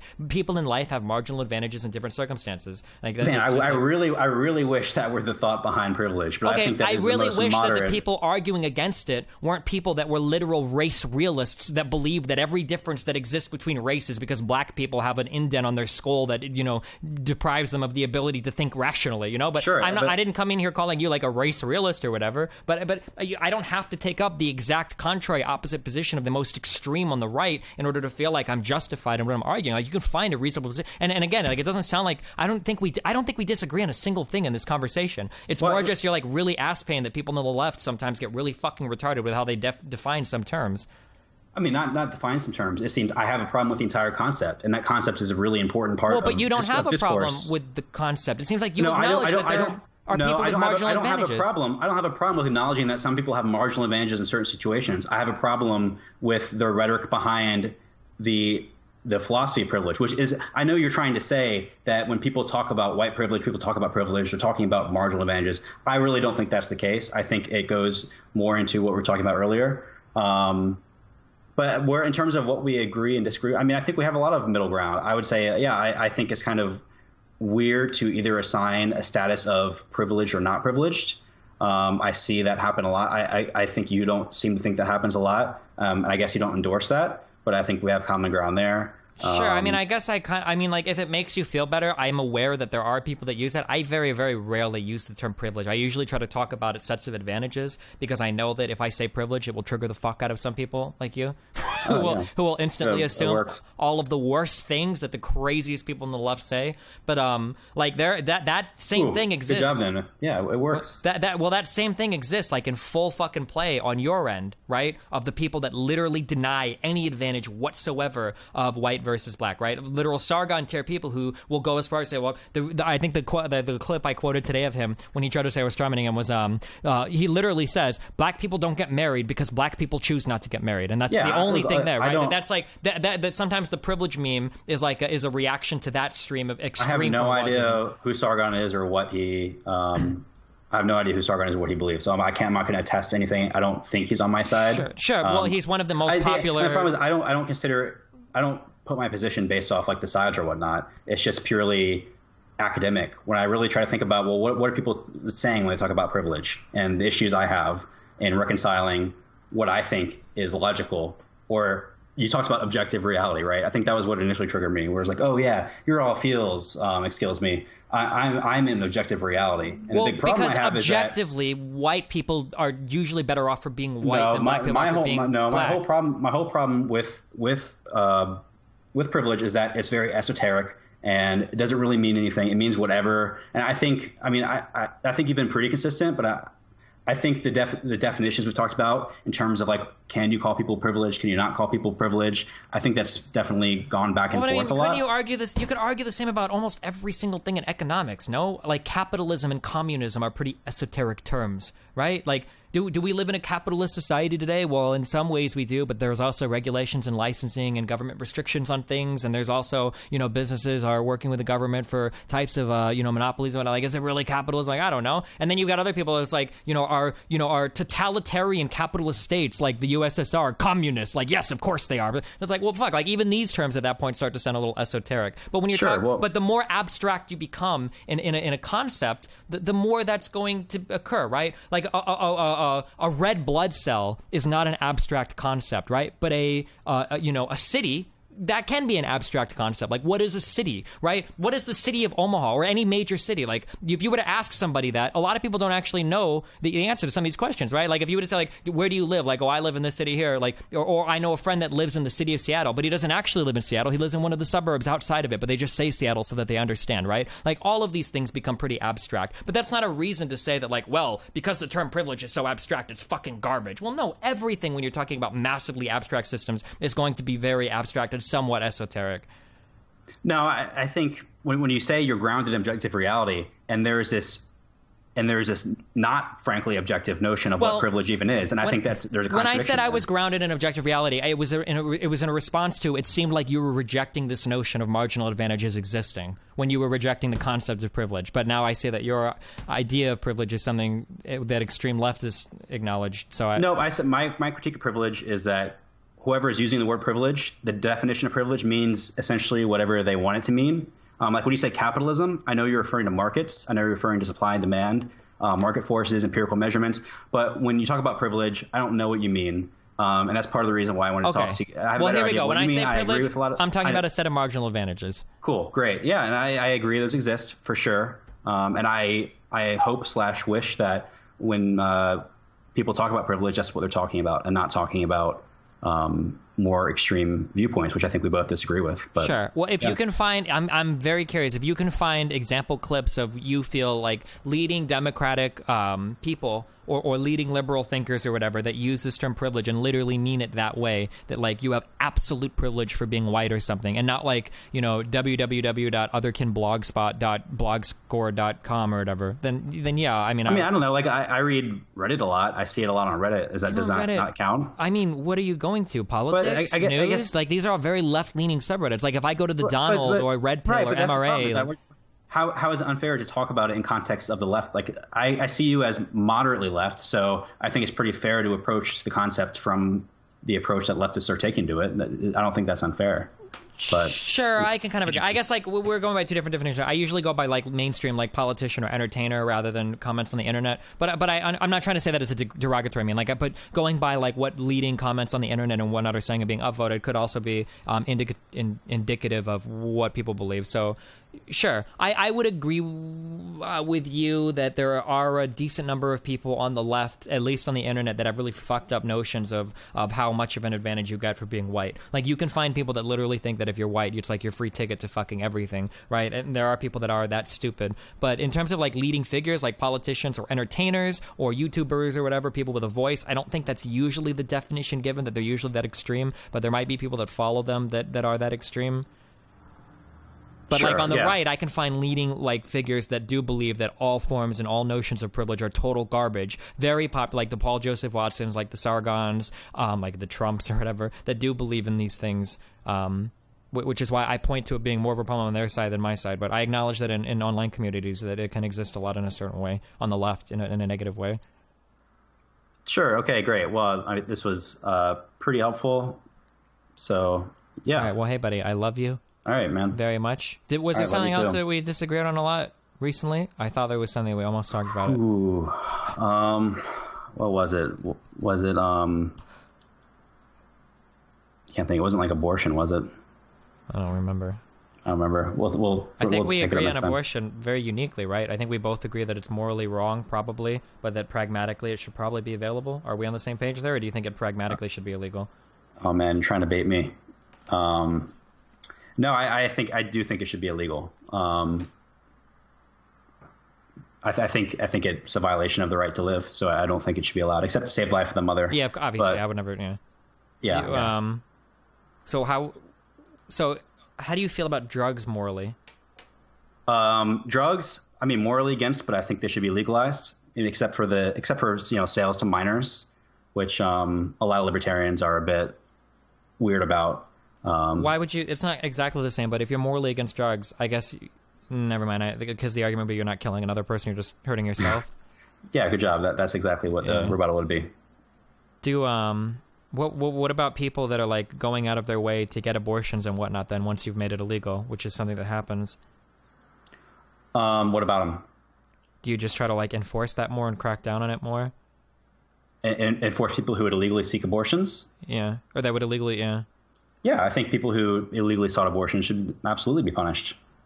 I mean, not equivalent to murder. You have to consider all relevant factors, and that wouldn't be a penalty nearly as severe as that. But yeah, of course, the law should be enforced. No, definitely not. I mean, just because we have different standards of punishment for manslaughter, for first-degree murder, and even though I'm against abortion morally, I'm a pretty non-judgmentalist person. I would never judge a woman who got an abortion. Wouldn't you argue that if you go out of your way to get an abortion, isn't that pretty much first-degree murder, though? No, I would not say so. But the part of the problem here is that we're talking about legal terms. So, the definition of first-degree murder has been fleshed out in common law. Well, and it's like premeditated murder, right? Isn't that essentially what you're doing with an abortion? You could talk about premeditated in a different sense, which is that if they're pregnant, then they have a certain pressures that would make the decision-making not as straightforward as usually the threshold by which you would accuse somebody of murder. And yeah, secondly, but you think that, even if you're somewhat pressured, like you can still be like, if somebody is like angering you or something, like you can still like do that premeditated and deliberate murder of somebody, right? Like that. Maybe, but then you're just getting to the legal theory behind it, which is a totally separate discussion. But the other thing I'll add is that I don't think like an abortion is like just as sad as a murder. Like there are thousands of abortions a day. It doesn't really make me that there are also sad. Probably dozens of murders a day in the United States. Right. My point is that I don't put them equally bad. Why not? Well, because you have damages that are a lot more compounding. This is very, very weird to me because it sounds to me like you're making all of the arguments that a pro-choice person makes. Like I disagree with everything you're saying now as a pro-life person, where you're trying to draw a distinction between the fetus and a 1-year-old. And if you're trying so hard to draw that distinction, why can't you just be okay with abortion? I would say mostly what I'm trying to do is try not to be stuck defending the current common law behind first-degree murder, because that's not at all been formulated in response to. If a person murders their 1-year-old child, isn't that first-degree murder? Yes, definitely. So why is it different for a fetus if you decide, okay, well, I'm going to go out and have an abortion? Yeah, I mean, and maybe it won't be. Like I said, that ties all back into the legal specifics, but none of that really has a bearing on the idea that we should enforce protection. How we go about enforcing it is an open question for sure, and it depends on this law specifically. But the ultimate question of should we protect the life of the unborn child, the answer to that to me is yes. Now to you, do you think we should not? Pragmatically, no. My goal would be to seek to reduce abortions by reducing unwanted pregnancy. That's like the way that I'm in favor of combating it as much as possible. So do you believe in the right to live? Yeah, I do. If the worst argument you could use against me is that technically somebody in my position is really supporting eugenics, because that's really what it is, right? It's giving certain classes of people a disproportionate access to kill people of their own, which is really what it is. No, I guess I'll say, do you believe the right to life is inalienable? Yeah. So what does it mean to you that the right to life is inalienable? That no one should be able to take it. Nobody should be able to take it? Yeah. Okay, to me it means it's intrinsic. It doesn't come from any external sources. Do you agree with that? Yeah. Okay, so if we have common ground that the right to live is intrinsic, it doesn't come from external sources. Mm-hmm. I don't see how you can justify killing a fetus. Or I don't think again, it's a really strange position. I understand, but I don't think it's justified. I don't think it's just. I don't think it's good. I would never do it. Like that's the only reason I have a kid is because I don't think that abortion is good or moral or just. But it's just getting through the pragmatics of it is so difficult. Okay, I agree pragmatically. It's like why I could see trying to do politics one day, but I won't. I will never compromise on it. So I would never be a good politics. But going back, so do you see then that abortion is violating the right of the life of the fetus to live? Like, do you agree with that? Absolutely. Yeah, of course. Sure. And the worst part about it is that in general, you're usually killing somebody to say you're taking a life for the convenience of somebody else, not even in a life or death scenario. So that's why morally, I think it's absolutely an atrocious thing. So now, we definitely agree. And then for me, the reason why I refuse to take the pragmatic approach kind of goes back to my libertarian position, where I really believe the only reason we have government, the only reason it exists, the only reason it has the right to govern over us, to have the monopoly on the use of force, is to protect our inalienable rights. Sure. So the right to life is sort of like the base of the pyramid, right? If it's not protecting the right to live, how is it even justified in existing? So that's why I can't kind of just take the pragmatic approach, because I can't reconcile that pragmatic approach with my belief in the fundamental role of government. Sure. So that's why it's not something I can really, I can't I can't justify the sort of pragmatic approach and still I kind of hold my understand. beliefs about the role of government. I feel like I would have similar positions on other things, though, in extreme hypotheticals, which is the reason why I asked about drugs. Like, I really don't like drugs. I really, really, really don't like the idea of recreational alcohol or of recreational marijuana. Like, I think these things cause a myriad of problems in society, horrible problems. But pragmatically, I could never be against the outlawing of any of these things. It would be a catastrophe. It would just be horrible in every size, shape, or form. So yeah, I'm not sure. I kind of feel the same way about abortion. But the difference being in abortion, you're talking about literally killing somebody versus doing harm to your own body. Although you could argue that by extension, alcoholic drivers and whatnot do harm to other people as well. Yeah. So.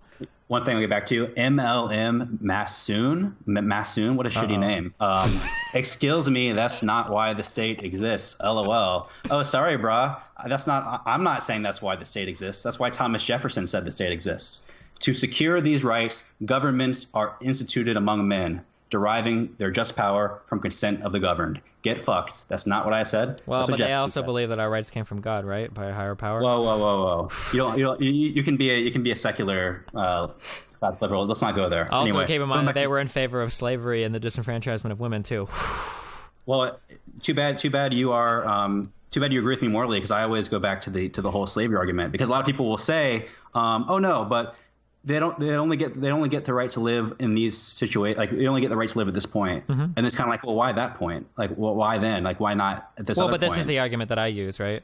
Right. Yeah. I think I've heard you make that argument. And you never get a good answer there. My favorite is when people say, oh, well, yeah, it's human life, but they're not people. And then I'm like, yeah, that reminds me a lot of what the slave owner said. It's like, yeah, they're not people. Like, you can define person in a certain way to deprive anybody of rights. Sure. But people get really rustled when you say, like, oh, yeah, it's human life, but they're not people. It's not a person. It's like, yeah, well, a lot of people have said, oh, you're not a person, so I can kill you. Like, sure. Ask him if his views on capital punishment are consistent. I'm going to guess that you're probably against capital punishment, right? Good call. I am. I would not hold that it is inconsistent, actually.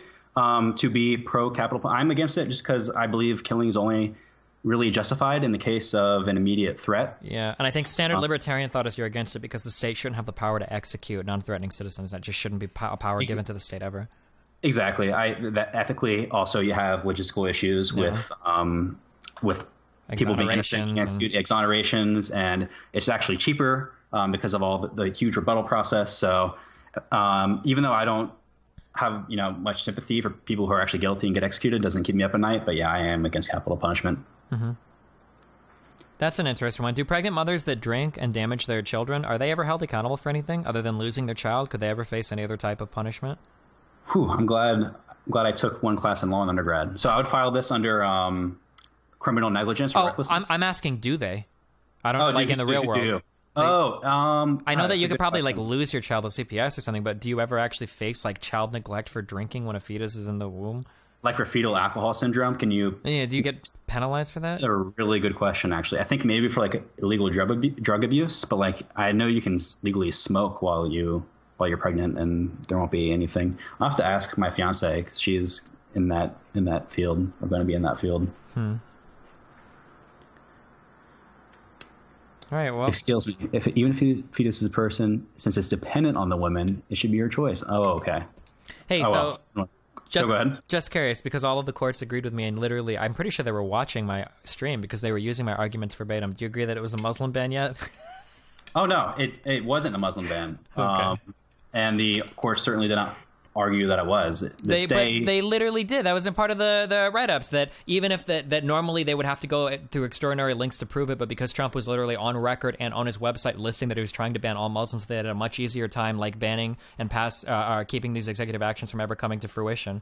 That was. But you're conflating the outcome with what actually happened. It didn't. No. Listen to me. The courts didn't say that that's the case. They said that that's a plausible argument. So that is what justified the hold on the law. It wasn't that this argument is correct. It was that this is a plausible argument. All right. Okay. I don't want to dig into this again. That's a big difference. Okay. Big difference there, buddy. We disagree. All right.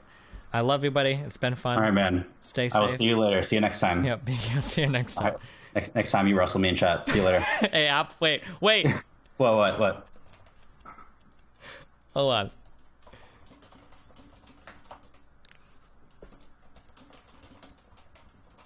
Wait, what do you do for work again right now? Are you comfortable saying, or? Sure, I'm a data analyst. Gate analyst? Data analyst. Oh, data analyst. What kind of data? I do like predictive analytics, machine learning on client data. On client or climate? Client data. Oh, client. So like banks or something, or? Not banks, just companies that are our clients. So a myriad of companies, not from any one industry. Gotcha. Okay, hold on. I have a friend real fast. I just wanted you to talk to him real quick. I'm just curious. Oh, is this is this econ guy? No, this is my Asian friend. All right, talk about the Muslim ban. Fuck. Who is this? He was talking shit in chat. Throw it down, Apple is. He's my buddy. He's a lawyer. Oh my god, you weren't even fucking ready? You're just sitting there dumping shit in chat and you're not even fucking ready to go? Damn. Are you serious?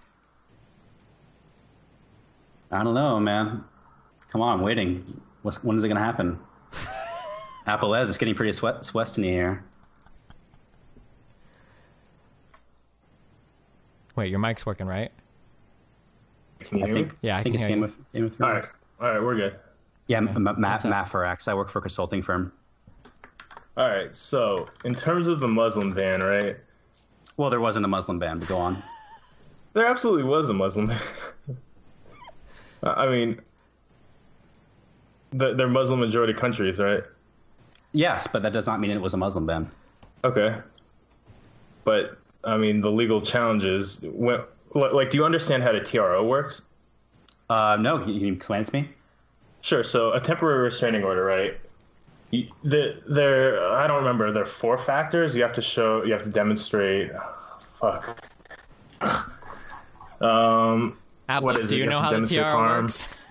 Yeah. I mean, I do largely. So you have to show irreparable injury where there's no adequate remedy at law, and that it would, the injunction would not disturb public interest at large and whatnot. At any rate, the main point here is that a TRO is something that's really not something that's granted to the moving party unless the evidence is overwhelmingly in favor of them, and you look at the totality of the circumstances, meaning you could look at what the party that's being moved against said and did and sort of the context of everything. So when you look at things like what Trump said numerous times, in his speeches and what people in his administration said, you look at the totality of the circumstances, and it's pretty clear that it was a Muslim ban, and that affected the reasoning that the courts employed.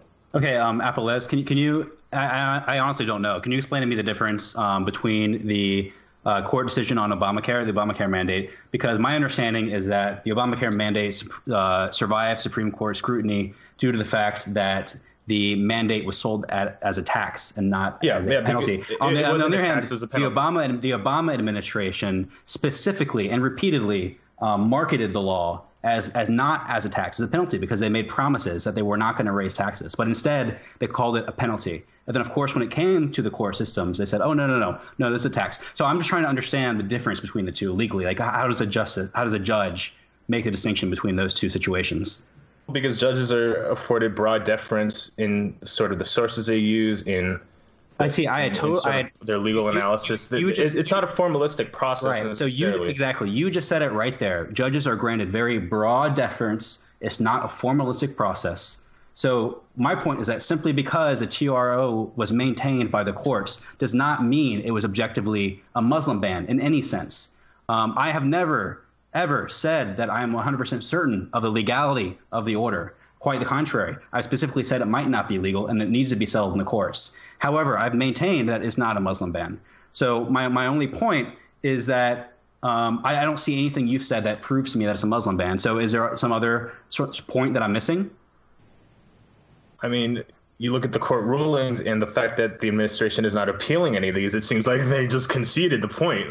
So you're telling me that simply because the administration isn't appealing, implies that they concede it's a Muslim ban. Isn't it possible that they're not conceding because Gorsuch just sat on the Supreme Court? Is it not possible that they haven't appealed yet? If he just sat on the Supreme Court, I mean, do you realize how long the appeals process takes? I mean, it started from the district court. They exactly, have to move to the circuit court. You can't get an ex parte straight to the Supreme Court. The problem is you're telling me that the reason they haven't appealed yet is because it's a Muslim ban. On the other hand, to me, a much more likely explanation is that President Trump has sunk too much political capital into this issue already, and he doesn't want to sink more into that. That doesn't mean it was a Muslim ban. It just means he decided it was not the best action for himself right now to initiate the appeals. So can you explain to me how that's a less likely scenario than the scenario you're proposing, which is that this was...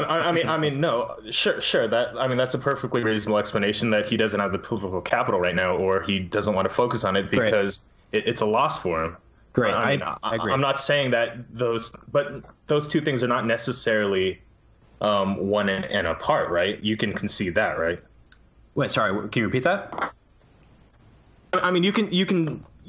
I'm asking whether or not you think you can concede that it may have been a targeted, that the executive order was a targeted ban on Muslims, but the reason why they're not pursuing an appeal is because the political capital that Trump has really wouldn't endure through the process. Sure. My only point is that the fact they aren't appealing the process is because they don't want to spend their political capital. That's much more likely to me than the... Yeah, but let me rephrase real reasonable. fast so that you're on the same page. I think what Apple is arguing, though, is that the reason why they have to expend so much political capital is because they already know they're in the wrong, hence them not being mutually exclusive.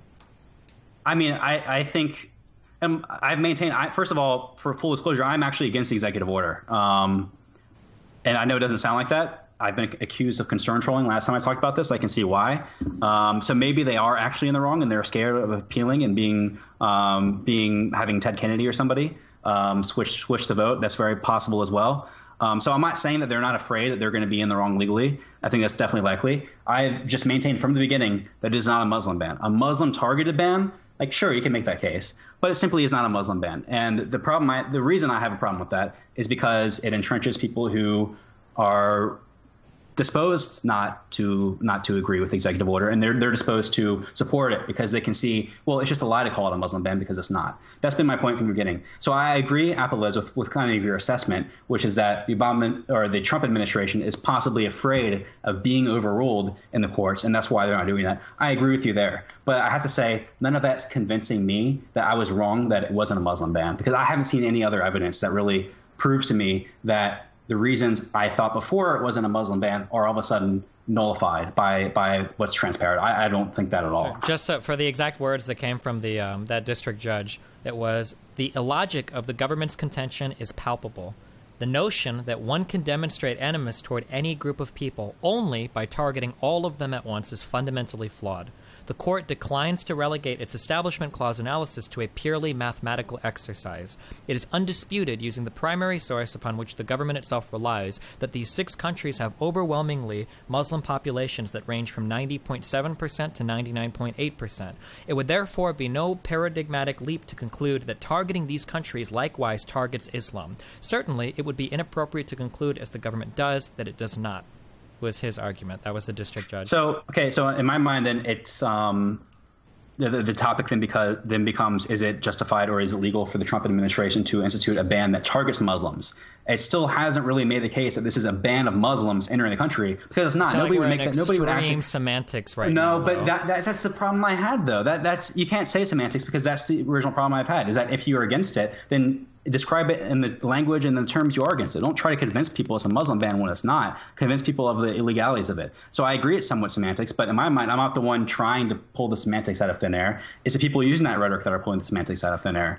And then secondly, I'll say that Apelez was helpful in explaining how judges have large amounts of deference, and it's not exactly a formal process. So what this judge says is one opinion. Well, this was every opinion given. Also, this is on the second ban. Similar opinions were stated in the first one as well. That's not true at all. The ACLU lost a case in Massachusetts right before the Washington case, actually.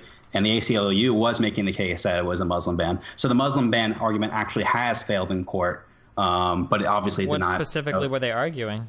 I would have to do the research right now. you want me to do the research now? Is it worth it? I guess I'll look it up. I mean, I'd heard of like Apple is, yeah. I only paid attention to the Ninth Circuit because that's the only one I care about because it's my circuit court. So fucking shut up. up. Cool. Are you clerking or something? No, but I'm in their jurisdiction. Like I'm on the West Coast. So yeah, that's like the biggest district in the country, isn't it? Yeah, it's also the one that gets reversed the most. Yeah, exactly. Thank you for Apple is on my side now, guys. You heard if they get it from Apple is it's the most overturned in the country. Yeah, if they get overturned so much, why isn't the Trump administration moving forward? Yeah, that actually hurts your side because if it's so easy to overturn, this seems like easy political capital to gain, unless they know they're really wrong. I was just memeing there a little. Oh yeah, but that's a valid point. I don't know if it's so easily overturned. Why wouldn't they just go ahead and do it? Totally 100% is a valid point. I would not challenge that. It's a very valid point. And I think it was a huge misstep by the Trump administration to do this executive order. I think it stalled healthcare tax reform. I think it was one of his biggest mistakes. Well, healthcare is not stalled. It's just not getting changed. Yeah. That's another word for it. Possibly only behind like picking a war with the intelligence community. Yes, I think it was a huge mistake. I don't agree with it. But Do you think tax reform is going to happen? I don't think it will. Well, the market's reacting like it will. Yeah, isn't that telling? It's telling, isn't it, that the market wants tax reform? Unfortunately, taxes are a fucking nightmare in the United States. Yeah, I don't know. I unfortunately don't think it's going to happen this year. Do you think we'll ever have major tax reform or major immigration overhaul in the United States? Do you think these things will ever happen? It's a good question. It's actually, I don't know if it's ever going to happen. I think the problem is that the Republicans, last time they kind of played ball with that sort of thing, they supported amnesty during the Reagan administration, right? Yeah. Like, California was a solid red state, like purely red in all presidential elections, like through 1988. And then amnesty happened and California flipped from red to blue overnight and permanently stayed there. So I think that spooked the Republican Party for a long time of doing any sort of large-scale immigration reform. Eventually it'll happen, but I would like to see it happen. But I think there's a weird stalemate going on and the stalemate is that Democrats seem to kind of just be supporting illegal immigration. I don't know if I necessarily buy what you just said. Maybe. What do you disagree with? Just looking at the histories of like voting, like there was a block of red, but there was also a block of blue before it. I don't know. Well, you mean in California? Yeah. I mean, in presidential elections, I think it was red for like almost always, like for the past many presidential elections. Well, it hasn't been. It was blue from 1932 to 1948, and then from 1952 to 1960, it was red for 3 elections. Then it was blue for 1. Then it was red for 6, and then it's been blue for 7. So for 6 elections, it was red, and then obviously California is never ever going to flip back to red. All right. So real quick, jumping back to your abortion point on murder, I was just really curious. Why do you think it's different, or it should be treated different than first degree if someone's like going out and deliberately seeking out an abortion if they're illegal? Because I mean, it seems to fit into the common law definition of first degree murder, meaning it's premeditated and deliberate. So I'm only an amateur studier of law. I've only taken 1 class on law, but Sure. I kind of approach these issues from the first principles, which would be actus reus and mens rea. Does that mean that I'm sure you understand those concepts? So common law has been drafted around first degree murder very specifically, and it has to be airtight, right? You understand how important it is. That common law is absolutely airtight around the mens rea, the state of the mind when the accused makes the act. The problem I have is I think that there isn't a direct analog for the situations of a first-degree murder and a woman who is pregnant. And I think that it warrants a maybe totally separate common law treatment. That's my main argument. I mean, I would argue that if it's illegal and it's a felony, then it would just be felony murder, which is first-degree murder anyway, because, numerous states, I think the model penal code has adopted that same policy where, any murder that occurs in the commission of a felony is first-degree murder. So why treat that different? Felony murder is it's not in every state, right? How many states is it? I think it's pretty widely adopted, but I understood it was a minority. I didn't think it was a majority. As another challenge to that, what would be the difference between murdering a 6-month-old versus aborting? Like, couldn't you argue all of those? 46 states in the U.S. have a felony murder rule, so. Yeah. And felony murder is generally first degree. So I guess, Stephen, get to your point. I think the difference is that there is common law behind those situations. Like we have tried and persecuted. And so I guess the problem I have is that I don't know how that would unfold in practice. Would the common law just merge with that? Maybe it would.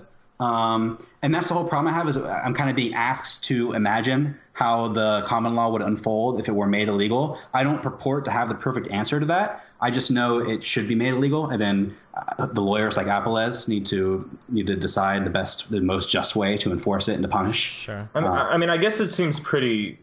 I guess to me it seems pretty straightforward because, like, if you're robbing a liquor store, for example, and someone happens to get shot, that's first degree murder. I mean, I don't really see the distinction there. If you're committing the felony and a murder ensues and it's a result of the commission of the felony. Well, you're just supporting felony murder in general as a concept, right? Well, I mean, that is what felony murder is. It's essentially murder in the commission of a felony. No, Stephen, you're committing a felony and manslaughter or whatever occurs, so that's always felony murder? Yeah, here's one case I remember from my class. It's basically somebody was just robbing a store or something. It was just kind of not shoplifter, but kind of breaking, entering, stealing. And the cops came, right? And the thief ran away.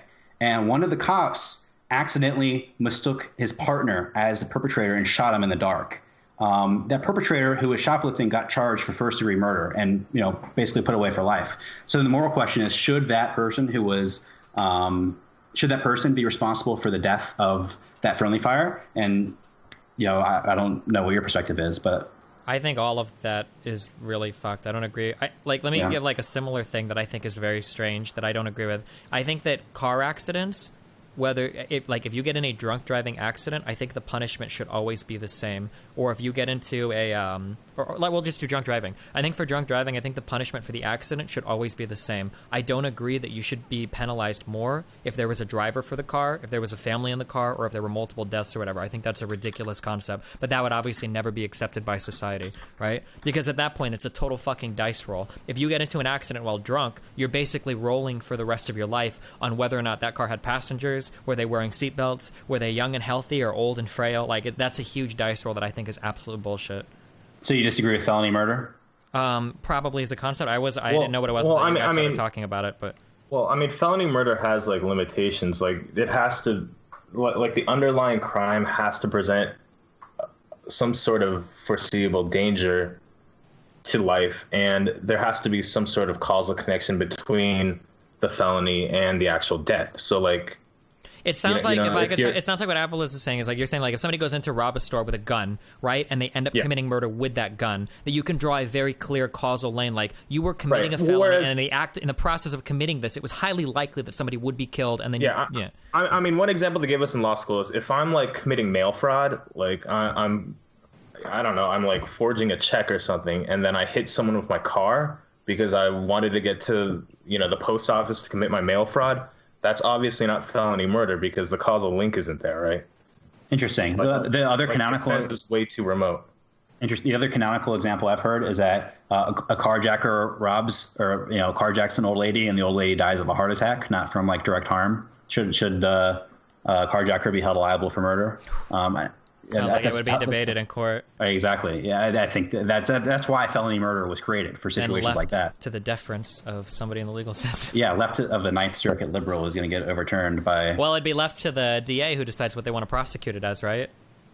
Yeah, I think but that's a whole other set of memes too, isn't it? Right? Because if you decide, because that's all political too. Well, because if you decide if you decide you want to try for felony murder, but you push for that and you lose, you can't go back and try them for something else, right? You would just lose. It's double jeopardy. Yeah. So that's a really careful decision you have to make. Yeah. So Appelez, it's also very political because you're a DA, and if you're in a conservative jurisdiction, they're going to want you to push for the harshest penalty, and you're going to feel the political pressure to do that, et cetera, et cetera.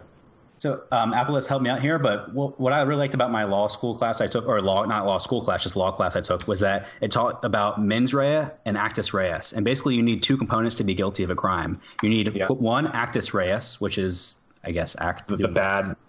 You actually do the act. And then secondly, you need the mens rea. You need the guilty mind. You need to not only have intentionally done the act, but you needed to have intentionally broken the law. And so a lot of like the legal system is really encompasses that idea of that if you kind of accidentally pick somebody's umbrella up, you're not liable for stealing because you weren't trying to steal. You didn't have the mens rea. You did the act, but you didn't have the guilty mind. But then there are some strict liability laws, like products liability is generally strict liability. Yeah.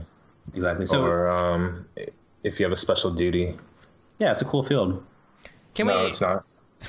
Can we real fast while I have you here, because a lot of people think this is a big meme. First degree murder, when they say premeditated, that doesn't literally mean that you have to plan it out, right? Like you can prove first murder for something that happens within a second, right? Like no, like generally one way to do that is if you have a cooling off period, meaning if you have any time to sort of think about your action before you commit it. That's sort of how you distinguish that between so, like, that and involuntary manslaughter. If somebody gets in a fight in a bar and you walk out to your car, get your gun, come back and kill them, like you can prove that as first degree murder, right? That's pretty clear. Well, that would be pled down to second degree. It's possible probably. that could be voluntary manslaughter if you were like in the heat of the moment. That's like the word they use, the heat of the moment or whatnot. Yeah. There's a lot of people that this is like a meme that I run up. When they talk about like premeditated, people think that premeditated literally means like a week in advance you were writing out detailed plans on how you would kill somebody. No, it could be like 30 seconds before you're like, I'm going to grab this knife and stab this guy. Yeah, sure, okay.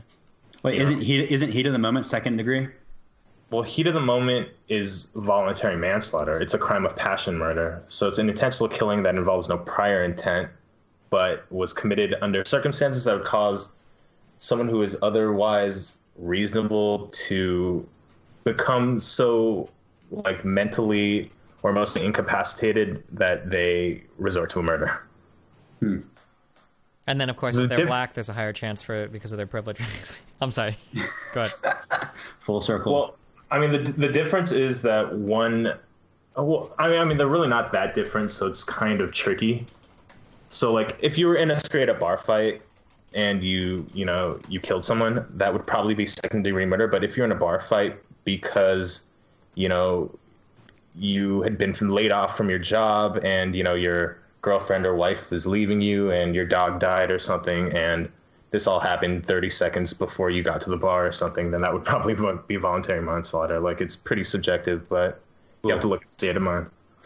Well, also speaking of the law class, my final for that, I had to write an essay to take a position on whether or not public nudity should be legal or not. So I don't want to start too intense a debate, but I'm interested in your thoughts on that. Public nudity, legal or illegal? What's the chat say? Illegal, I would say. Illegal. It has to be legal because the common memes you mentioned, right? Most people view genitalia as discussing things that aren't appropriate. I think the word. Go ahead. I think it would have to be you would have to do it based off of the norms of the limited subset in which the law applies. So like the limited geographic scope, because certain communities regard things as obscene that aren't necessarily obscene to other communities. Yep. The standard I've heard is like nearly universally offensive. So I think my position was that it should be tied to the level of attractiveness, because not everybody is offended by an attractive nude person, but everybody is offended by I don't know if that held up, but that was actually something one of my professors talked about. Parents wouldn't carry the weight. It was about ugliness. If you're talking about protecting children or whatever, parents would. Very true. That's probably why I got like a B in that class. No, I got an A in the class. Good job. What's another theme in law? Well, so in law there are a lot of suspect classes. Like you can't discriminate based on someone's appearance or like their race, national origin, whatnot. But what about their appearance? What if they're ugly? Is being ugly a suspect class? Well, right now the legal definition is no, right? Well, should they be entitled to some sort of affirmative action? Because it's actually been statistically shown that ugly people have a harder time getting jobs and get paid less on average. Same thing. Yeah, we talked about. Yeah. I know we talked about this in the privilege. Oh, you did? Okay. Not like in depth. I mean, it's kind of a meme because it would be impossible to make these determinations, right? No. I mean, isn't there like an objective standard for attractiveness? I mean, maybe, I guess. You could argue people with fucked up teeth. Oh, you could actually make even affirmative action claims there. Then maybe we should have a fund for people with fucked up dental. That's what I was getting at. Things to get. No, this guy wrote a book because he was an ugly guy and he was arguing that ugliness. Like he said in his book that he was objectively ugly, and that he said that ugly people should be subject to some sort of legal protection. Nice. It was kind of a meme book, but it was pretty funny. Well, my favorite is is the legal definition of pornography. Last I heard it was I'll know it when I'll see it. That was like the official court definition. That's like the lemon test, right? Or no, not the lemon test. It's it is the lemon test. Yeah, I think. Yeah. No, that's the establishment clause. What is it? It's the test for obscenity. I don't know. That's the establishment clause that was written by Thomas Jefferson. I'll know it when I see it on pornography. What? Different establishment clause, right? No. I got mixed up with my things. The lemon test is the SEX, which is like never mind. It's a First Amendment thing. It's like it can't advance religion, must not have an effect. Yeah. Principal goal of the statute can't be to affect or inhibit religion, and it can't result in excessive government entanglement with religion. But that's not what we were getting at. Another interesting one is you can be nude in your house, like with the shades open and everything, so that even people can see inside, because you're expected to just be able to look away. I've heard different things. I thought if you have isn't that like another reasonable expectation? Like if you have like a massive window that is like massively open that faces the neighborhood, you can't like helicopter your dick there for like 5 hours because you can reasonably expect kids to walk by and see that. I think that's about right. But like if you've got like a small like if there's like a small window leading to like a shower or something, then you can be naked, or passing by a window that could maybe be seen outside, but you would have to like look up and squint or whatever. Like it'd be a different kind of thing. It seems like the more I haven't even taken a law class, but it seems like the more you dig into law, the more you see that there is a lot of not leniency. Deference was the word that he used. Ambiguity. Discretion is the word I was thinking. Yeah, there's a lot of discretion in every part of the legal system. Police officers exercise a great deal of discretion. Judges exercise a massive deal of discretion. Even DAs and your lawyers can all exercise discretion to some extent. It seemed like it was a lot less hard and fast than I really dislike. I really just like discretion in law, even though it's absolutely necessary. But that's why another reason I'm more of a right-wing memer is because I prefer right-wing justices who I see as more rules-based, whereas I think left-wing justices are more discretionary in how they interpret the Constitution, and I really dislike that. So yeah, that whole idea of discretion in law is an iffy area. Wait, you don't like the living Constitution? No, not at all. No, I agree with that 100%. I think that the reinterpreting of the Constitution by justices is disgusting. That's why, like, morally, I think that we probably needed, like, healthcare. But if it's so important and if everybody agrees with it, then do it right. Do it right and pass an amendment. It sucks and it's hard to do, but, like, I think that's the process by which we have to do things. But, like, Establishment Clause memes and everything get, or Commerce Clause memes and everything get so blown out of whack that, like, I don't know.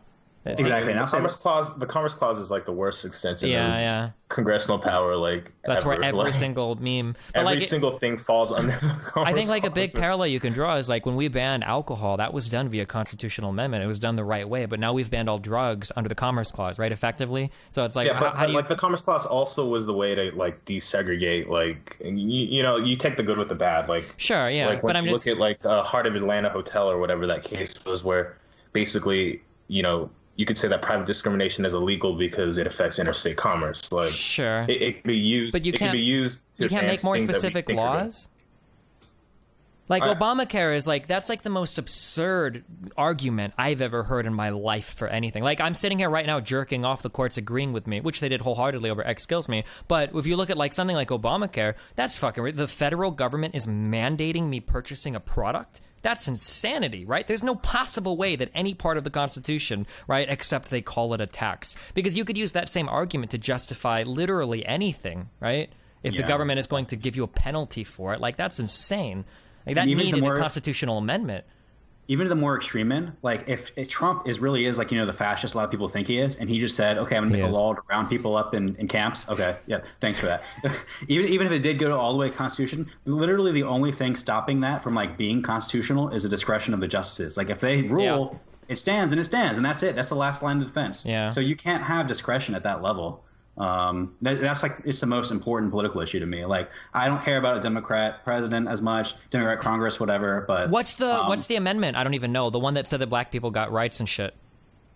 14th. Was it 14th? Well, the 13th, 14th, but the 13th is like dead. Sure. So like The 13th imagine has never really imagine done if anything. instead of amendments, imagine if that was left up to the Supreme Court and we went like back and forth on that like every 20 years. It would be a fucking disaster, right? Like holy shit. I know Yeah, that precedents accounts for something, but like still like damn, dude. Like as it stands right now, we'll never have another amendment, right? We don't need one because we can always reinterpret the Constitution to mean whatever the fuck we want it to mean. We are pretty damn close to Republicans having enough state legislatures. It's unlikely because Trump isn't very popular, but the Republican Party is actually pretty close to having enough. 60 in the Senate, and then enough state legislators to do a constitutional amendment without Democrat support. Well, but they That would would never be get support of insane. all the Republicans. They couldn't even repeal fucking Obamacare. Yeah, exactly. Like, Maybe their not failure to do that has demonstrated a failure of the Republican Party that will never be matched probably by anything in the rest of my lifetime. Hey, I'm not going to argue with you there. Yeah, holy shit.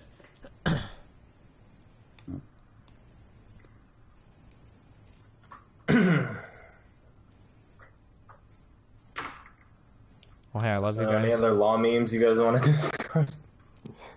No, thanks for enlightening me, Appalez. I appreciate it. Sure, buddy. Why did you not follow through on your legal pursuits? I was kind of unsure. I did econ because I did debate in high school and stuff, and I thought I was good at that, so I thought I would be good at law. But then I did econ, and I just liked the quantitative aspect of it, and then I got into programming, and now I'm basically in data science. I'm doing a master's in computer science, so I kind of just fell into it basically over a longer period of time. But I do kind of wonder if I had done law. I think another issue was like my grades were okay, and I was at a pretty good school, but I don't know if I had the grades to get into like a top law school, so I wasn't really interested. Yeah, that's fair. Yeah. There's really no point in going to. Well, no, I'm not going to say that. Yeah, I'd be careful. No there's- point in going to a non-top law school? Damn. No. What I'm going to say here is that there's some inflated expectations of people who think that a law degree is automatically like a pathway to profitability or a pathway to a career, when a lot of times some law schools will just essentially blow smoke up your ass and charge you like $30,000 a year for a law degree that will amount to little to nothing. Like you'll probably have the same level of education. You'll know the same stuff as someone who went to a top law school, but you just won't have that diploma backing you, which is really fucked. But it's like people have that expectation, and it's not really realistic. Yeah, there's just a huge supply glut. Yeah, and it was in it's the like the headlines a opposite lot. of doctors, because like doctors can go to like any med school as long as it's like accredited in the U.S. and they'll get a job. They'll get a good job in a hospital. They get a residency and whatnot. Whereas lawyers are the opposite. So that was a big part of it. But I also I just like econ, like the scientific empirical side. And then so that kind of I didn't even try taking the LSAT or anything. I didn't study for it or anything. So I didn't even get that far into my pursuits. But I did take a couple classes, and they were interesting. Mm-hmm. But cool. Yeah, guys, I'm going to retire for the night. We'll have to do this again once Gorsuch overturns the TRO on the not a Muslim ban. I don't Once he think. starts Well, banning I don't think Muslims by that'll himself. happen, because even if it is, as you have semantically redefined it, a Muslim targeted ban, that's probably still not kosher for the courts. Yeah, it makes you wonder why people would try to redefine it as something it's not. Well, I mean, the issue there is the self-inflicted wound. They like the courts don't want to do that stuff again. It's going to be like Dred Scott or Korematsu or something all over again. Like looking back, like justices care about their legacies too. So like totally that's agree. one practical consideration. Like they don't want a stain on their record, and like the Dred Scott decision essentially killed the credibility of the Supreme Court for like decades, and like the Korematsu decision wasn't quite so bad, but in retrospect, everyone in law school who like studies the case is like, holy shit, like that was terrible. So I think part of the problem is that like if Obama had done something pretty similar to this, but had done maybe he did. It's No, he called didn't. Affordable Care Act. Oh, sorry. Never mind. I meant in terms of the executive order. Like it was very different, but it really is only one or two steps away from what Trump did at a larger scale. But if you'd done it, say, to like